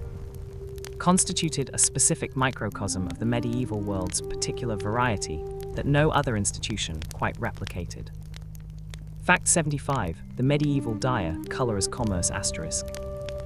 The medieval dyer, the specific craftsman whose particular mastery of the chemical processes, whose understanding was entirely empirical, but whose specific results, the transformation of undyed wool or linen into the vivid reds and blues and greens and blacks that constituted the visual vocabulary of the medieval color world,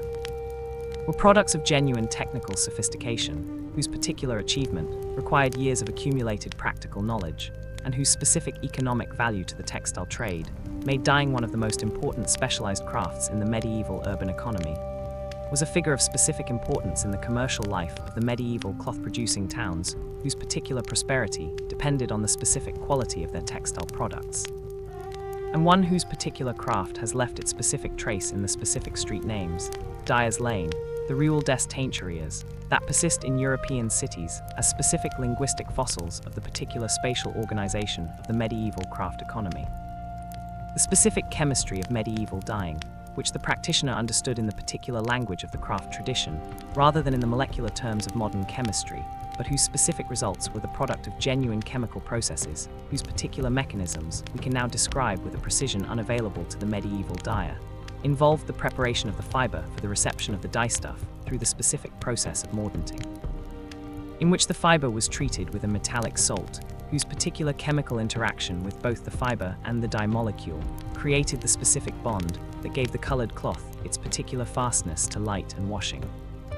The specific colors available to the medieval dyer and their particular sources, the vivid red of madder, grown across much of Europe, or of the imported Kermes insect dye, whose particular brilliance made it the most prestigious red available in the medieval color world. The specific blue of woad, the plant whose large-scale cultivation was one of the most important agricultural industries of medieval France and Germany. The specific black achieved through the combination of iron mordants and specific tannin-rich dye materials constituted a palette whose particular limitations and particular possibilities shaped the specific visual world of the medieval textile in ways that expressed simultaneously the specific geography of dye plant cultivation, the specific economics of the spice and dye trade, and the specific aesthetic preferences of the cultures whose cloth-wearing habits the dyer's skill served. Fact 76. The medieval funeral, sending off the dead asterisk. The specific rituals through which the medieval community marked the death of one of its members and managed the particular transition from the presence of the living person to the absence of the dead. The particular combination of religious ceremony, communal participation, and specific practical management of the body, whose particular decomposition in the absence of modern embalming technology imposed a specific urgency on the timing of the funeral,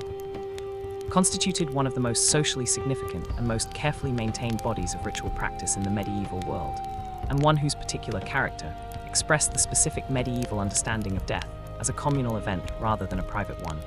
and of the dead as members of a community whose obligations to their survivors extended beyond the grave in ways whose particular management required the specific ongoing attention of the living.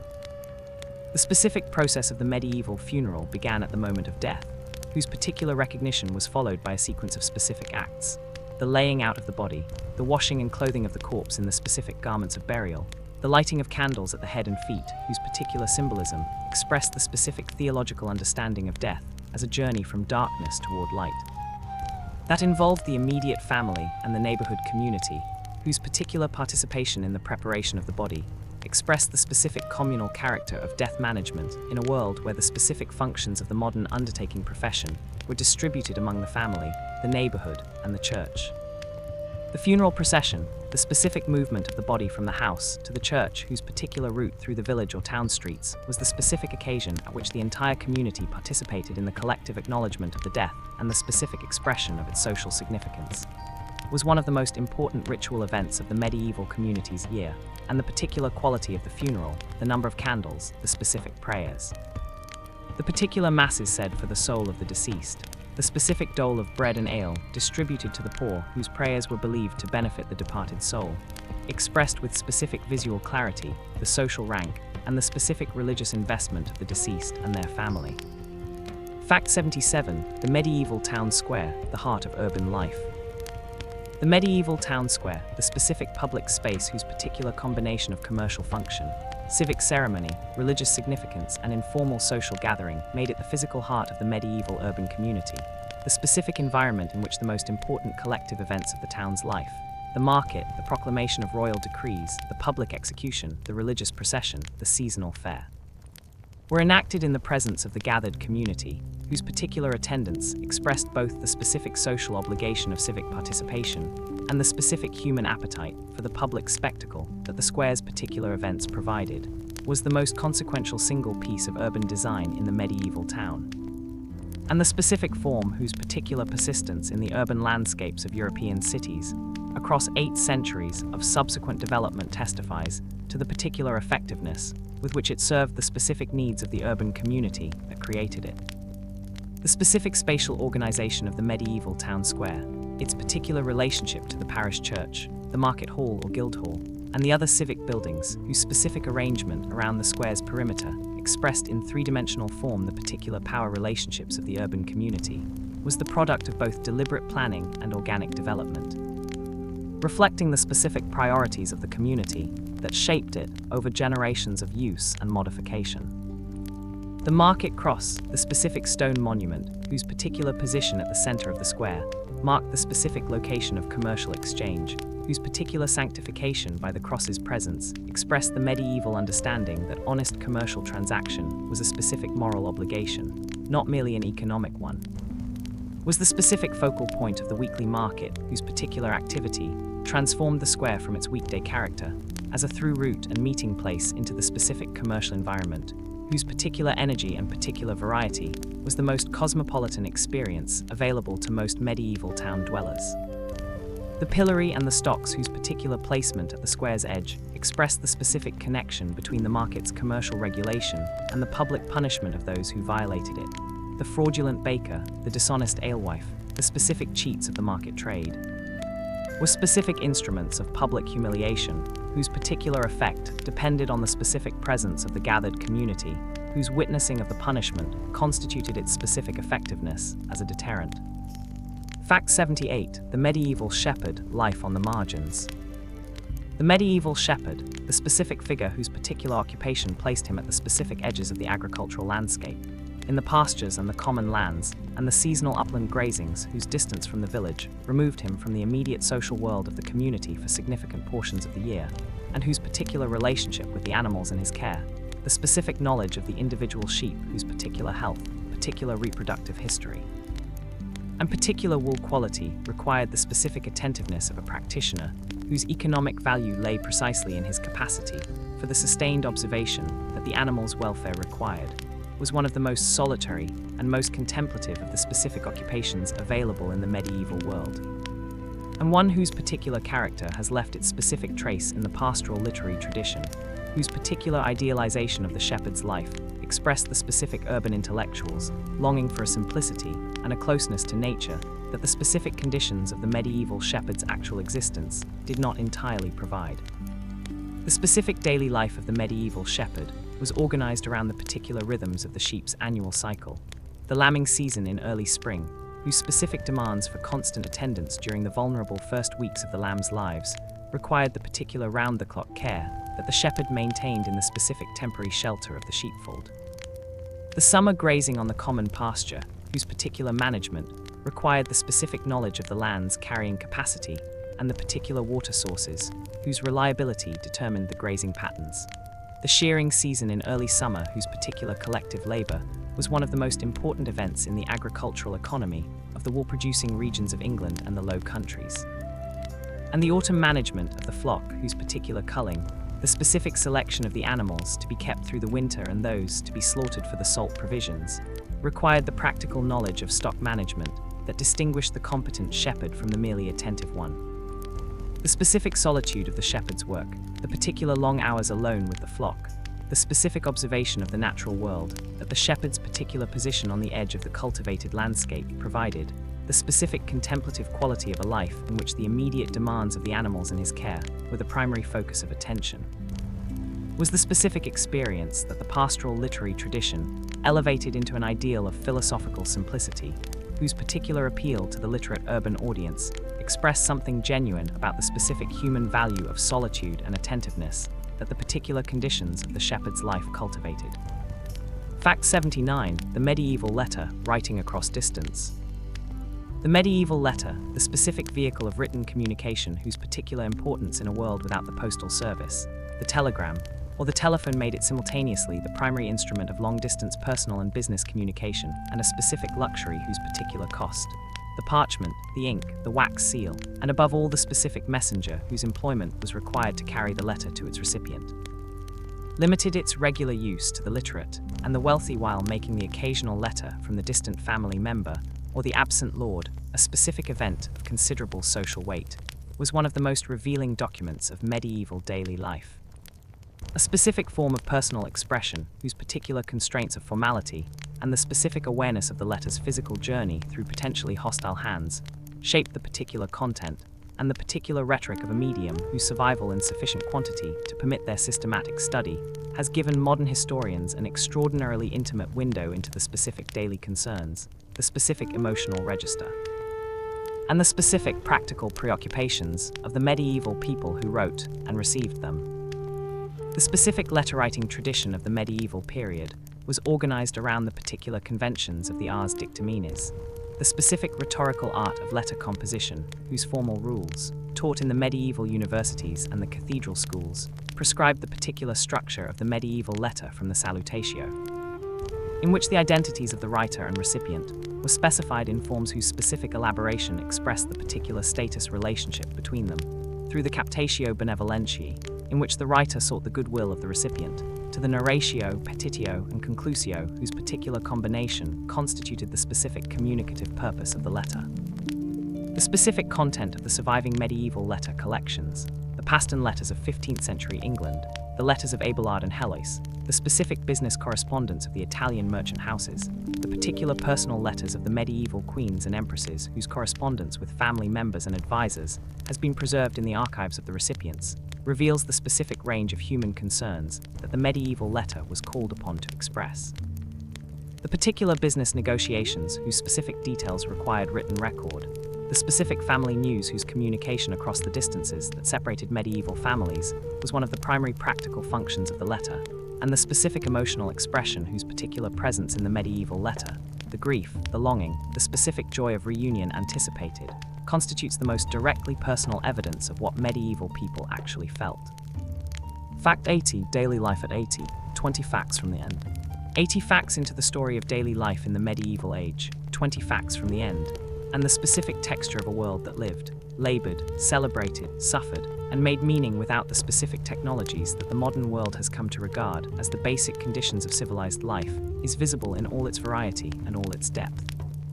The apothecary's fragrant shop and the shepherd's solitary pasture, the town square's commercial energy and the funeral procession's communal grief, the dyer's chemical craft and the letter's particular journey across the dangerous medieval road, the inn's sociable table and the flood's specific terror, the tapestry's narrative richness and the astrolabe's precise beauty.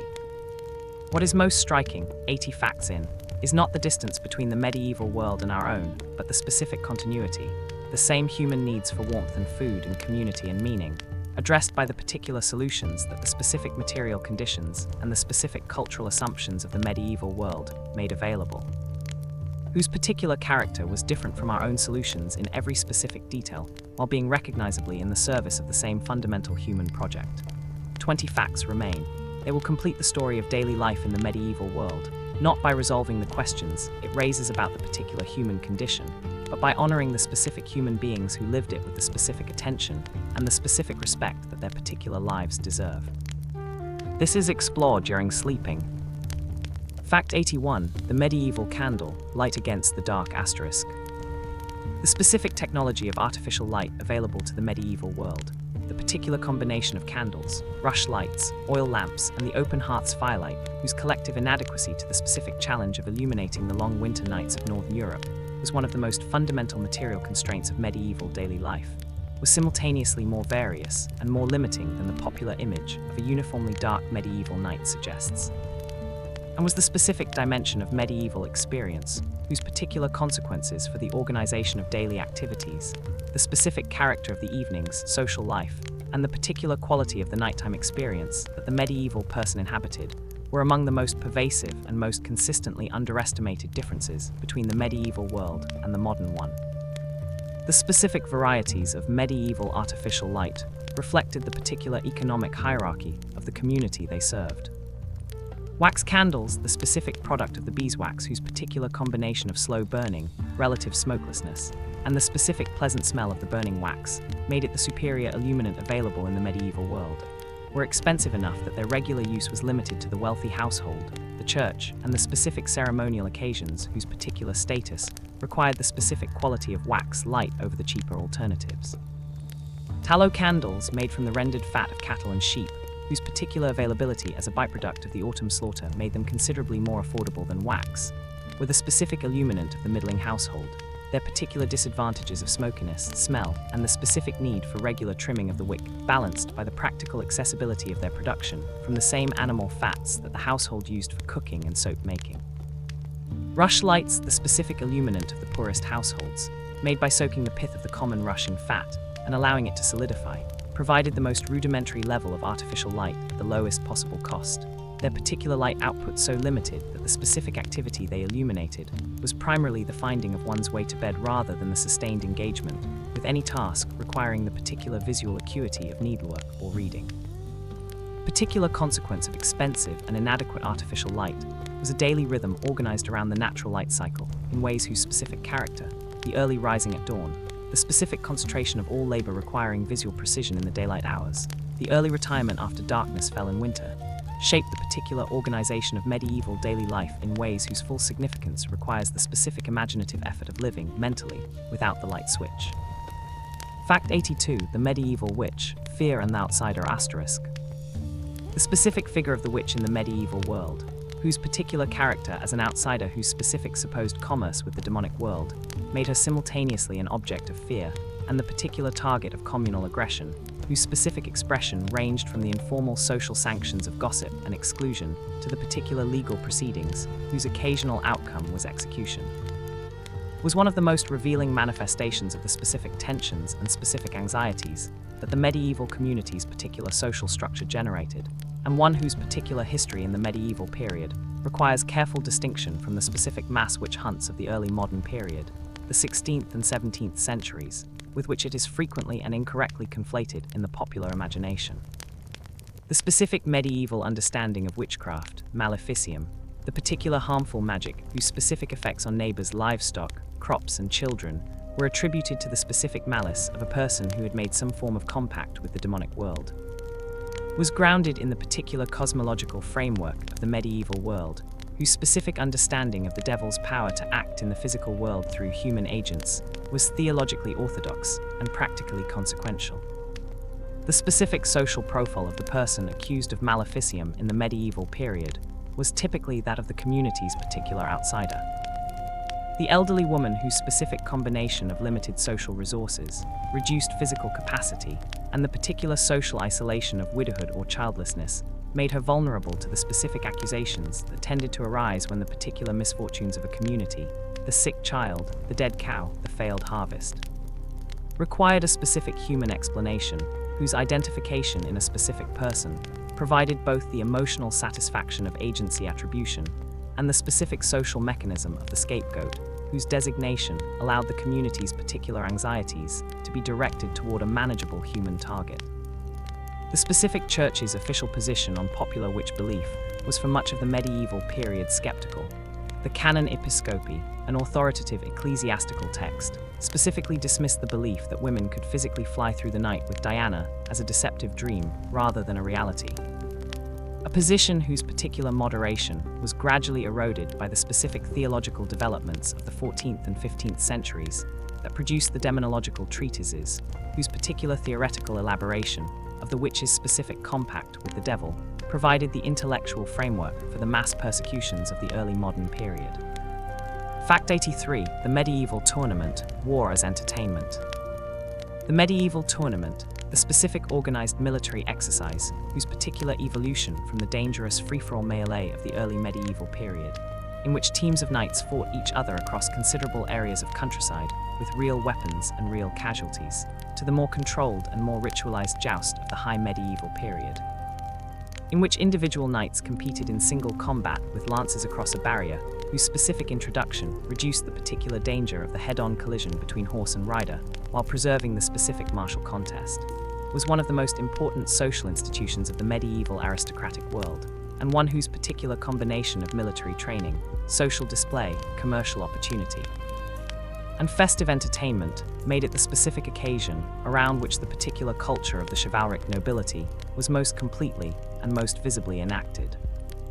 The specific economic dimensions of the medieval tournament were considerable and have been somewhat obscured by the Romantic literary tradition's emphasis on the honor and the glory rather than the profit. The successful tournament knight of the 12th and early 13th century could accumulate significant wealth through the particular system of ransom and prize winning, whose specific operation rewarded the skilled fighter with the horses, armor, and ransoms of the opponents he defeated.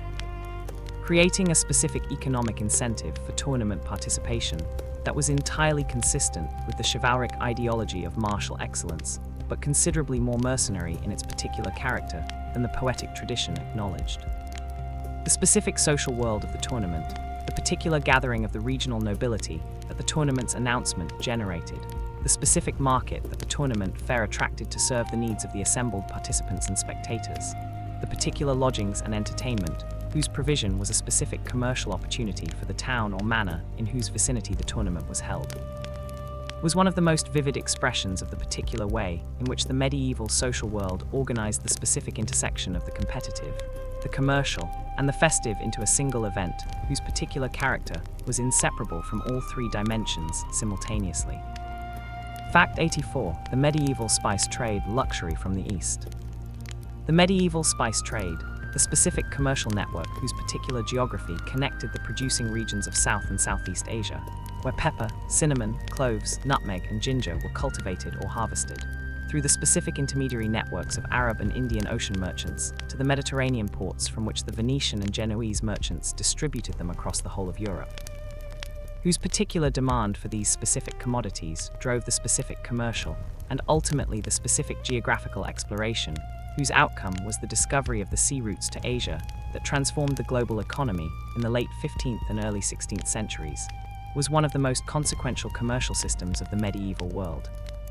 and one whose particular importance in the daily life of the wealthy medieval household has been somewhat obscured by the specific prevalence of the explanation that medieval people used spices to disguise the taste of rotten meat, an explanation that the specific evidence of the sources comprehensively refutes.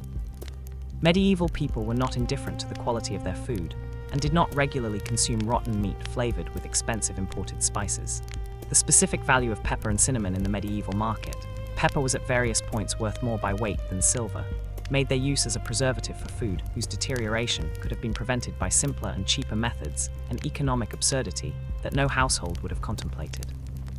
Spices were used because they were delicious, because their specific flavors, the particular warmth of ginger, the specific sweetness of cinnamon, the particular pungency of pepper, added dimensions of taste to the medieval diet that the local ingredients alone could not provide, and because their expense made their conspicuous use in food a specific statement of the wealth and sophistication of the household that could afford to season its dishes with the products of the farthest known reaches of the world. The particular cultural significance of spices in the medieval world, the specific association of their fragrance with the earthly paradise, whose particular location was placed by medieval geographers in the East, from whose rivers the specific aromatic substances were believed to float to the sea, gave them a symbolic resonance, whose particular combination of the sensory and the theological was characteristic of the medieval world's specific way of making the material world meaningful. Fact 85. The medieval pregnancy, 9 months of uncertainty. The specific experience of pregnancy in the medieval world, the particular combination of the physical experience of the developing pregnancy, the specific medical understanding, whose particular framework of humoral theory, and the specific texts of the trochila and similar medical compilations organized the interpretation of symptoms and the prescription of specific dietary and behavioral modifications,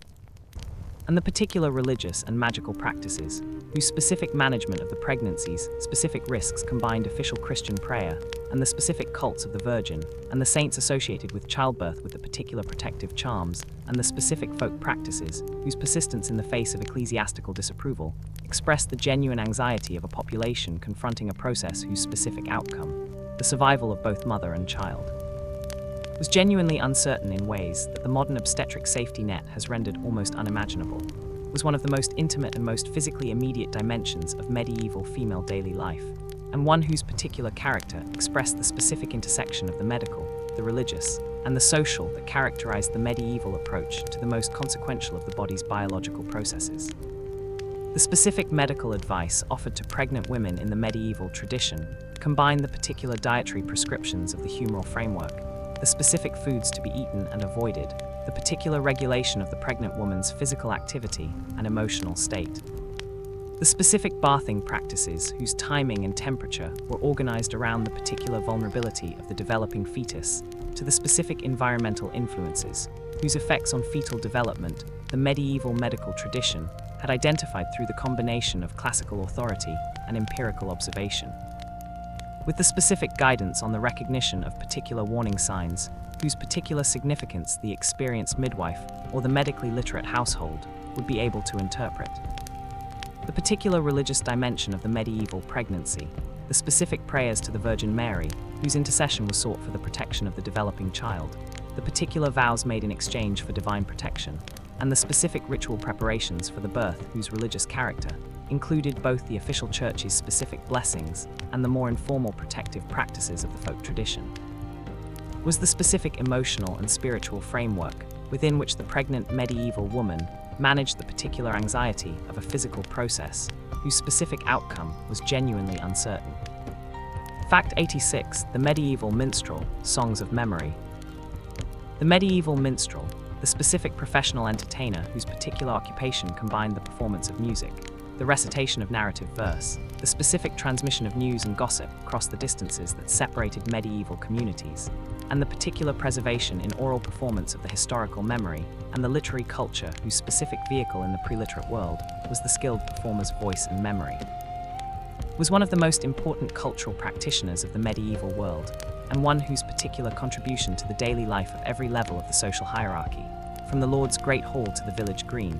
has been consistently undervalued by a historiographical tradition that has privileged the written record over the oral performance in whose specific medium the majority of medieval cultural transmission actually occurred.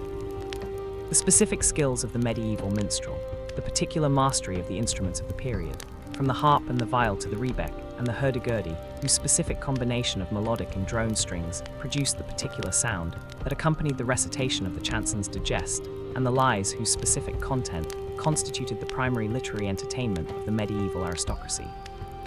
required years of training in the specific craft of the professional entertainer, whose particular versatility was both his commercial attraction and his specific social identity. The specific content of the medieval minstrel's repertoire, the particular epics of the Matter of France, whose specific narratives of Charlemagne and his paladins expressed the particular martial and religious values of the chivalric tradition, the romances of the Matter of Britain, whose specific stories of Arthur and Lancelot and the Holy Grail embodied the particular courtly ideals of the high medieval period, and the specific local and contemporary material, the particular news of the tournament circuit, the specific satirical pieces on the powerful, the particular songs of lost love and longing, constituted a specific body of cultural material whose particular transmission through the medium of skilled performance gave it the specific vitality and the specific adaptability of a living tradition rather than the fixed authority of the written text. Fact 87. The medieval quarry, building in stone. The medieval quarry, the specific site of extraction, whose particular operations provided the stone whose weight and permanence were the material foundation of the most lasting architectural achievements of the medieval world, from the cathedral's flying buttresses to the castle's curtain wall, from the abbey church's soaring nave to the particular stone bridges whose specific engineering has sustained the traffic of 8 centuries, was one of the most important and most physically demanding industrial environments of the medieval economy,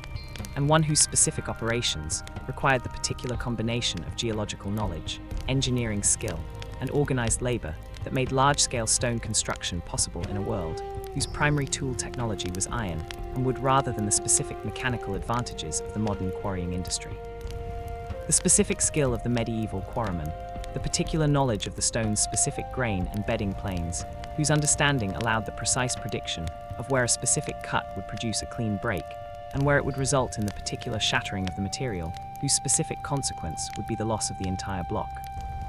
was empirical knowledge of a depth and a specificity whose particular value to the construction industry it served was recognized in the specific wage rates that distinguished the skilled quarryman from the laborer whose contribution was purely physical.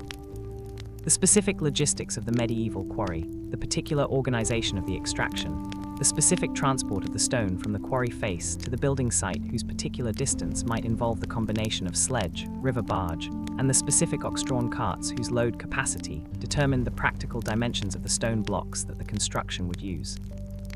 were engineering challenges of considerable complexity whose particular solutions reflected the specific creativity of an industry whose particular constraint the specific density and weight of its product, required a systematic approach to material movement whose efficiency determined the economic viability of any construction project that depended on it. Fact 88. The Medieval Fair, Annual Carnival of Commerce ***. The medieval fair, the specific commercial event, whose particular combination of the annual market on a grand scale, the specific festivity of the holiday, the particular gathering of merchants and entertainers and pilgrims, and curious local people from the surrounding region, and the specific legal framework of the fair's special commercial jurisdiction created an environment that was simultaneously the most important commercial event of the regional calendar and one of the most vivid expressions of the medieval world's specific capacity for collective festivity, was one of the most important institutions of the medieval commercial economy and one of the most socially varied environments that the medieval world regularly produced, offering to the people who attended it the particular experience of a world expanded beyond the specific horizons of the daily community to encompass the particular variety of the wider commercial world. The great medieval fairs, the Champagne fairs of France, the specific cloth fairs of St. Denis in Boston, the particular general fairs of Stourbridge near Cambridge and Frankfurt in Germany,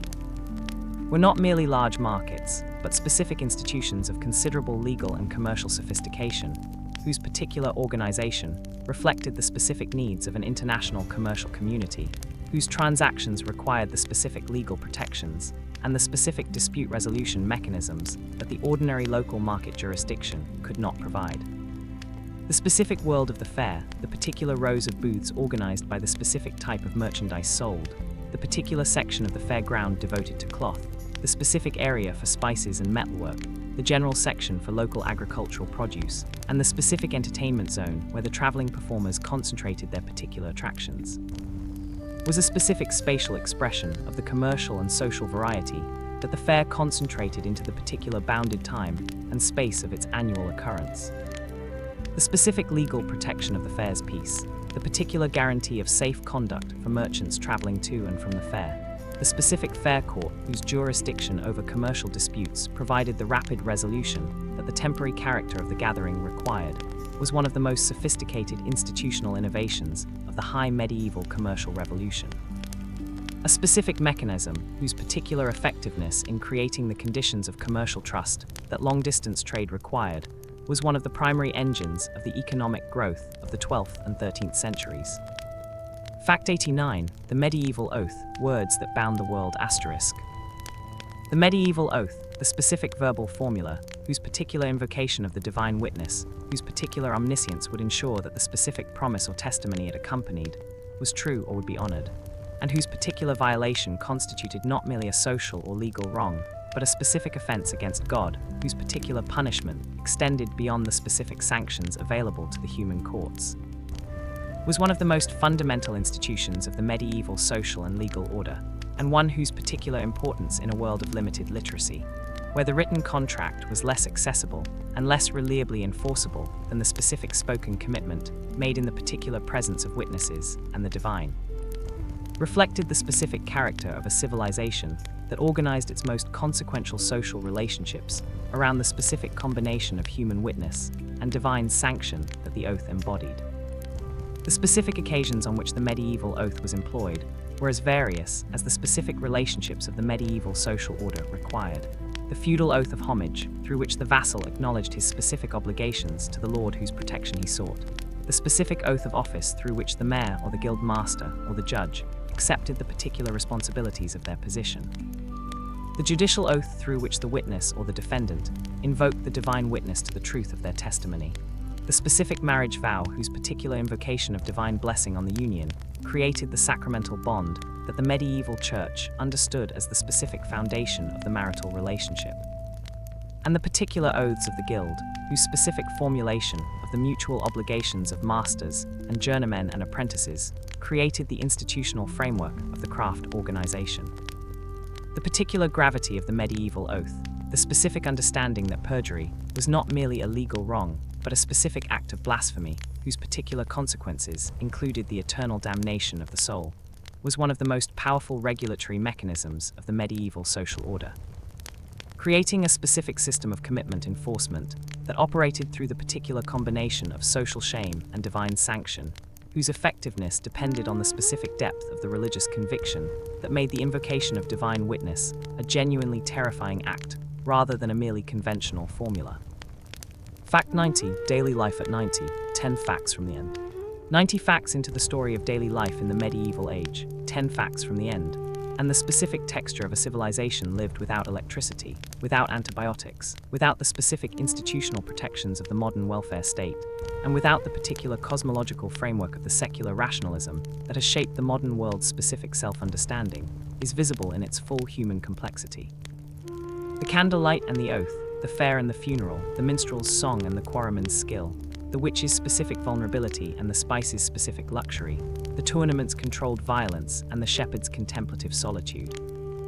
The medieval world that has emerged from these 90 facts is not a world of universal suffering interrupted by occasional beauty, nor a world of simple faith and uncomplicated community, but a world of specific human richness and specific human limitation, whose particular combination produced a civilization of genuine achievement and genuine cruelty, of extraordinary spiritual depth and specific mundane hardship. Of communities whose particular solidarity was real and whose particular constraints were equally real. 10 facts remain. They will complete the story of daily life in the medieval age, bringing together the specific threads of daily experience that the preceding 90 facts have traced, and approaching the question that all 100 facts have been building toward. What does the medieval world, in all its specific humanity and all its specific difference from our own, ultimately teach us about the particular human project of living together and making meaning from the specific raw material of the lives we find ourselves inhabiting? This is explored during sleeping. Fact 91, the medieval child's world, growing up without a childhood asterisk. The specific experience of growing up in the medieval world, the particular trajectory of development from the specific vulnerability of infancy through the early childhood years of the village or the castle or the convent school, to the particular transition into adult responsibilities, whose specific timing was considerably earlier than the modern world considers appropriate, and whose particular character reflected the specific understanding of the medieval world that children were incomplete adults rather than beings of a qualitatively different nature, requiring a specifically protected developmental environment, was one of the most fundamental differences between the medieval human experience and the modern one, and one whose particular character has been recovered from the specific evidence of the wills, the court records, the religious literature, and the incidental observations of the medieval sources with enough completeness to permit a genuine engagement with the specific texture of what it was like to be a child in the medieval world.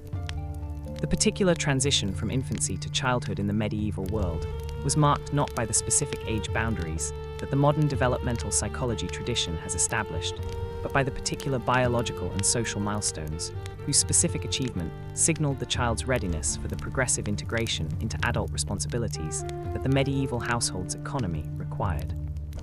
The specific age of 7, identified by the medieval theological tradition as the age of reason at which the child became capable of moral responsibility, was the particular threshold at which the formal process of education and the specific assumption of household labor responsibilities typically began. The particular education available to the medieval child depended entirely on the specific social position of the family. The noble child sent to another lord's household as page or lady-in-waiting received a specific formation in the values and the practical skills of the aristocratic life. The child of the prosperous urban family attended the particular song school or grammar school, whose specific curriculum combined literacy with the Latin, whose mastery opened the specific career paths of the church and the law. And the child of the peasant family received the specific informal education of the household and the field, learning the particular agricultural and domestic skills, whose mastery was the specific qualification for the adult life of the village community. The particular speed with which the medieval child moved from the specific playfulness of early childhood to the specific responsibilities of adult participation in the household economy reflected the particular material conditions of a world in which every member of the household was an economic unit, whose specific contribution was both necessary and expected from the earliest age at which it was practically possible. Fact 92, the medieval sunset, the end of the working day. The specific experience of the medieval evening, the particular transition from the working day to the domestic night, whose specific character was determined by the particular combination of available light, social custom, and the physical exhaustion of manual labor, whose consistent intensity made the specific appeal of rest at the end of the day both universal and practically urgent, was one of the most intimate dimensions of medieval daily life, and one whose particular quality. The specific gathering of the family around the hearth as the daylight faded, the particular transition from the outdoor world of labor to the indoor world of the household, whose specific social character was simultaneously more private and more immediately social than the working day's communal field labor, was one of the specific textures of medieval experience, whose particular recovery requires the most deliberate act of imaginative engagement from the modern reader, whose specific experience of the evening is mediated by electric light, electronic entertainment, and the particular social geography of a private domestic space insulated from its neighbors in ways that the medieval house was not. The specific social life of the medieval evening, the particular conversations of the household gathered around the fire, the specific sharing of the evening meal whose communal character was the most consistently social moment of the daily routine, the particular storytelling whose specific function as entertainment and as the vehicle of cultural transmission, was the primary mode of evening engagement in households without books, and without the specific artificial light that reading required, was one of the most immediately human expressions of the medieval community's specific understanding of itself as a collective rather than an aggregate of individuals. The specific domestic world of the medieval evening, the particular smell of the hearth's wood smoke, the specific warmth of the shared space whose communal temperature was maintained by the fire at the cost of the specific eye-watering smoke, whose dispersal through the thatch was the primary ventilation mechanism of the simpler medieval house, the particular sounds of the family settling into the specific social intimacy of the shared domestic space, was the specific environment in which the deepest human connections of the medieval world were maintained and expressed, where the specific love and the specific conflict of family life found their particular evening expression. Fact 93. The medieval noble's day, governance and ceremony. The specific daily life of the medieval noble, whose particular existence combined the specific responsibilities of the lord of the manor and the member of the military class with the particular ceremonial requirements of the aristocratic household, whose social function was simultaneously the management of a substantial enterprise and the visible performance of the specific values and specific status that the aristocratic position required, was one of the most comprehensively documented and most socially complex of all the specific medieval daily experiences, and one whose particular character reflected the specific intersection of the practical demands of governing a landed estate and the cultural demands of embodying the chivalric ideal in the visible conduct of daily life. The specific morning routine of the medieval noble, the particular rising to the sound of the household chapel's bell, the specific prayers of the private devotion, whose particular performance before the day's business began, was expected of every member of the aristocratic class, regardless of the specific depth of personal religious conviction that accompanied the observance. The specific dressing ceremony in which the body servant's attendance was a particular marker of social rank, whose significance the specific elaboration of the process expressed,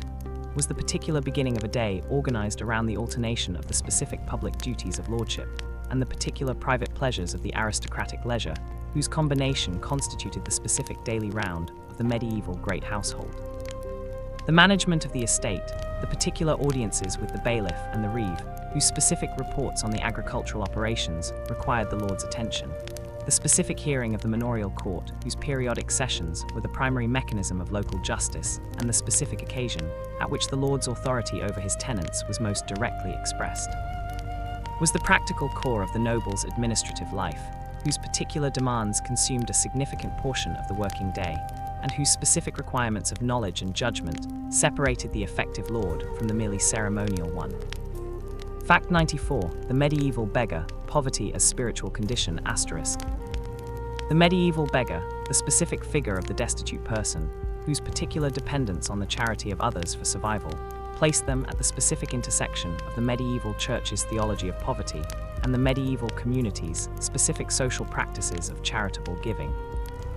and whose particular presence in the streets of the medieval town and at the gates of the medieval monastery was simultaneously a specific social problem, whose management challenged the particular institutional capacities of the medieval welfare system, and a specific spiritual opportunity, whose particular engagement through the act of charitable giving was understood by the medieval theological tradition as one of the primary mechanisms through which the wealthy could accumulate the specific. Spiritual merit, whose particular importance in the economy of salvation, the doctrine of purgatory made urgently practical, was one of the most theologically significant and most practically challenging figures in the medieval social landscape. The particular theology of poverty that the medieval church developed, whose specific sources included the gospel's specific identification of the poor as the particular objects of divine favor and the particular injunctions to charitable giving whose specific observance was understood as a specific obligation of the Christian life, created a particular social context in which the beggar's need and the giver's obligation were understood as parts of a single spiritual relationship whose particular character expressed the specific interconnection of the earthly and the heavenly economies that was characteristic of the medieval world's understanding of the material and the spiritual.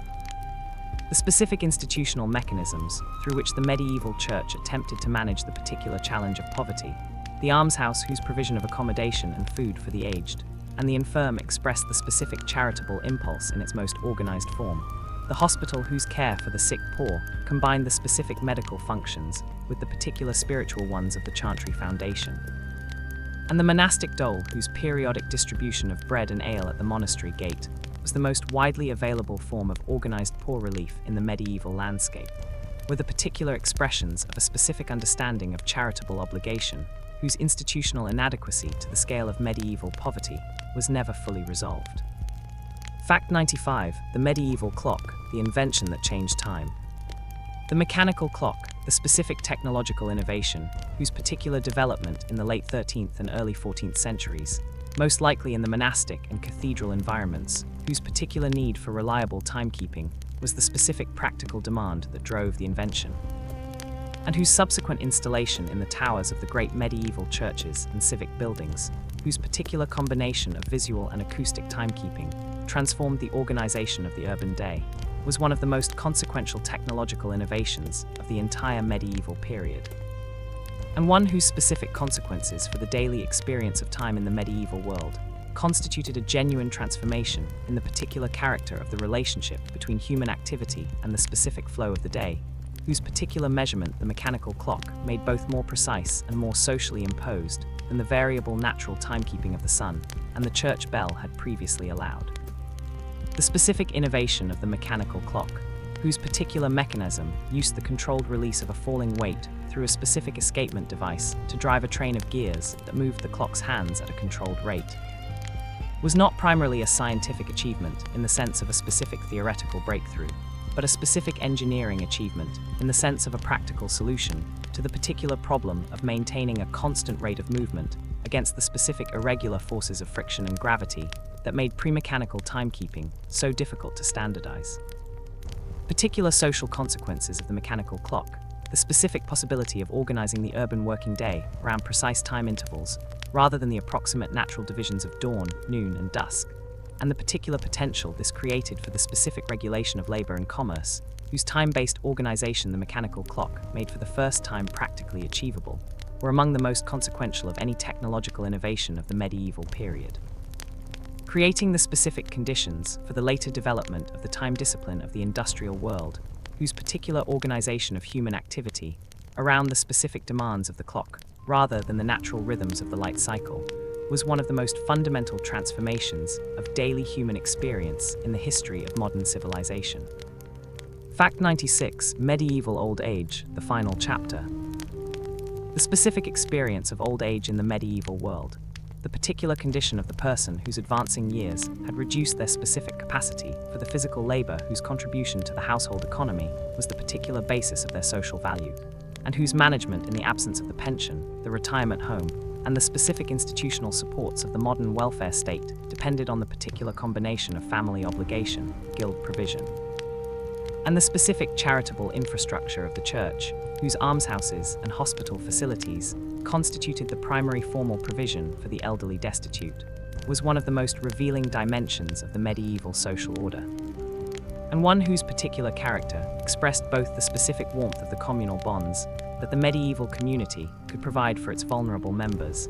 and the specific harshness of the conditions that the absence of modern institutional support could produce for those whose particular circumstances placed them outside the protective web of family and community. The specific legal mechanisms through which the medieval peasant managed the transition from active farming to retirement, the maintenance agreements, recorded in the manorial court rolls, through which the agging peasant transferred the tenancy of their land to a son or daughter or other heir in exchange for the specific provision of food, accommodation,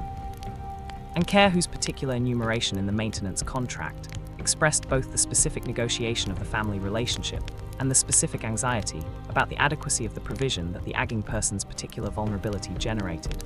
were one of the most humanly intimate of all the medieval legal documents, and one whose particular content, the specific quantity of grain, the particular number of pigs, the specific right to the corner of the house or the use of the garden, revealed with unusual directness the specific material foundations on which the medieval elderly person's survival depended. Fact 97. The medieval map, imagining the world.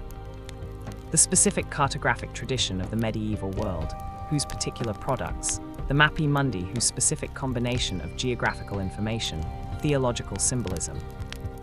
and the particular imaginative geography of the classical and biblical traditions, produced documents that were simultaneously maps in the technical sense and cosmological diagrams, whose particular purpose was as much to organize the medieval world's specific understanding of the relationship between the earthly and the divine as to provide practical navigational guidance,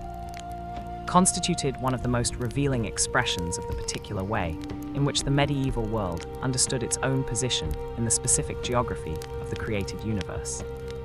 The great medieval world maps, the Hereford Mappa Mundi of approximately 1300, whose specific combination of geographical information and theological symbolism on a single large vellum sheet is the most extensive surviving example of the genre, the Ebstorf map of similar date, destroyed in the Second World War,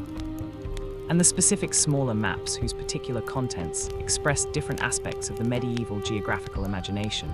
organized their geographical content around the specific theological framework that placed Jerusalem at the center of the world, the earthly paradise at the eastern edge, and the specific monsters and marvels of the classical tradition at the margins of the known world, whose particular population with the dog-headed cynosphali and the one-legged cyopods, and the other specific inhabitants of the classical geographical imagination, expressed the particular understanding that the world's periphery was a place of radical otherness, whose specific character contrasted with the specific Christian civilization of the European center. The practical navigational maps of the medieval period, the Portolan charts whose specific development in the 13th century provided the Mediterranean maritime community with the specific navigational tools, whose accuracy reflected the accumulated empirical knowledge of generations of sailors, were distinct in their particular purpose and their particular character from the cosmological mappi mundi, whose function was philosophical rather than practical, and whose specific accuracy in the representation of coastlines and the specific notation of harbors and headlands expressed the particular empirical tradition of the Mediterranean navigation, whose practical demands drove a very different kind of geographical knowledge than the specific theological geography of the mappi mundi embodied. Fact 98. The medieval night sky, living under the stars. The specific experience of the medieval night sky, the particular visual phenomenon whose specific character, in a world without the specific light pollution of the modern industrial civilization, was one of the most immediately overwhelming sensory experiences available to every medieval person who looked up on a clear night, and whose particular impact on the medieval imagination. The specific experience of a sky whose Milky Way was a visible band of light dense enough to cast faint shadows, whose individual stars were objects of clear three-dimensional presence rather than the washed-out pinpoints that the modern urban observer is accustomed to, and whose particular movement through the night expressed the specific cosmic order of the Ptolemaic universe in visual form, was one of the most pervasive and most consistently accessible dimensions of the medieval encounter with the sublime. The medieval night sky was simultaneously an aesthetic experience, an astronomical reference system, an astrological resource, and a specific expression of the divine order whose particular visible form provided the most immediate confirmation available to the medieval observer of the specific theological claim that the created universe was a coherent and ordered expression of divine intelligence. The particular stars and constellations whose specific positions the medieval astronomical tradition identified and named were not merely academic objects of scholarly study, but specific practical tools whose particular rising and setting times organized the agricultural calendar, whose specific positions determined the astrological influences that the medical tradition used to guide the timing of treatments. and whose particular beauty in the dark medieval sky was an aesthetic experience, whose specific accessibility to every member of the population regardless of their social rank was one of the few experiences of grandeur that the medieval world made equally available to the peasant in the field and the nobleman in the castle. The specific intimacy of the medieval person's relationship with the night sky, the particular familiarity with the movements of the moon, whose phases organized the agricultural calendar and the medical practice, the specific knowledge of the seasonal constellations, whose rising and setting marked the turning points of the year, was one of the most immediately present dimensions of a cosmological relationship, whose particular depth the modern world's specific light pollution has made almost entirely inaccessible. Fact 99. The medieval world's end, the apocalypse as daily reality. The specific medieval understanding of history as a finite narrative moving toward a specific divine conclusion, the Last Judgment, whose particular imagery, painted above the chancel arches of parish churches and carved in the tympana of cathedral portals, confronted the medieval person with the specific visual representation of the particular divine reckoning that awaited every soul at the end of time, was one of the most pervasive and most practically consequential dimensions of the medieval cosmological framework, and one whose particular influence on the daily behavior of the medieval person was considerably more immediate and more practically motivating than the modern secular consciousness, for which eschatology is at best a theoretical proposition, can easily appreciate.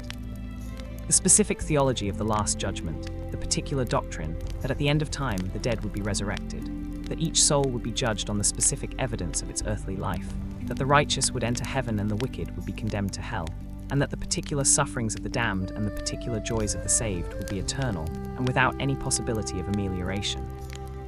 was not a remote intellectual proposition for the medieval person, but a specific visual reality, whose particular representation in the art of the period was designed to be as concrete and as immediately alarming as the specific imagination of the medieval artist and the specific theology of the medieval preacher could make it. The particular response of the medieval community to the specific anxiety about the Last Judgment generated by this theological framework, the specific investment in masses for the dead, the particular endowment of chantries, whose permanent provision of liturgical prayer for the soul of the founder expressed the specific calculation that the accumulated merit of prayer could reduce the particular duration of purgatorial suffering, and the general orientation of the medieval charitable impulse toward the specific works of mercy, whose particular enumeration in the Gospel provided a specific list of behaviors, whose observable performance constituted visible evidence of the specific virtues that the judgment would evaluate, was the particular mechanism through which eschatological anxiety was translated into specific daily behavioral choices, whose particular character expressed the specific intersection of the spiritual and the practical that was the most characteristic feature of the medieval religious life. Fact 100. The medieval world, a human story *. 100 facts into the story of daily life in the medieval age, and the story, as all true stories about the most consequential dimensions of human experience, does not end with the 100th fact any more than the medieval world ended in a single day. The Middle Ages concluded gradually, not with a single event, but with a slow accumulation of specific changes, whose particular combination produced the specific world of the Renaissance and the Reformation and the Age of Exploration. The printing press that ended the manuscript's particular monopoly on textual transmission, the gunpowder that ended the castle's specific defensive dominance, the compass that ended the particular limitation of navigation to the visible coastline, the specific discovery of the Americas that ended the medieval world map's particular organization of space around the theological geography of Jerusalem and the earthly paradise. The medieval world ended. The specific institutions it had built, the university, the common law, the parliament, the cathedral's specific architectural tradition, the commercial revolution's particular financial innovations, did not end with it but continued into the modern world as the specific inheritance whose particular importance in shaping everything that followed the medieval period has not been adequately acknowledged in the popular tradition of dismissal that the term Middle Ages was invented to express. Close your eyes, breathe slowly. The medieval world is still present in the specific weight of the cathedral stone, in the particular form of the university's degree ceremony, in the specific legal concepts of the common law tradition, in the particular architectural vocabulary of the Gothic whose specific influence persists in the buildings of every century from the 13th to the 21st. The people who built these things, who ploughed the clay fields with their oxen in the October rain, and baked their bread in the communal oven, and sang their psalms in the stone church, and told their stories by firelight, and faced their deaths with the specific faith that the specific world they had built expressed in every stone and every gesture, were not primitive versions of ourselves. They were fully formed human beings, whose particular formation was different from ours in every specific detail of its physical conditions and cosmological assumptions, and recognizably the same in every specific dimension of its human needs and human responses. They loved their children and feared the dark and wondered at the stars, and wanted more than their lives reliably provided. They built something extraordinary from the specific raw material of a difficult world, and the specific things they built are still standing. This has been explored during sleeping.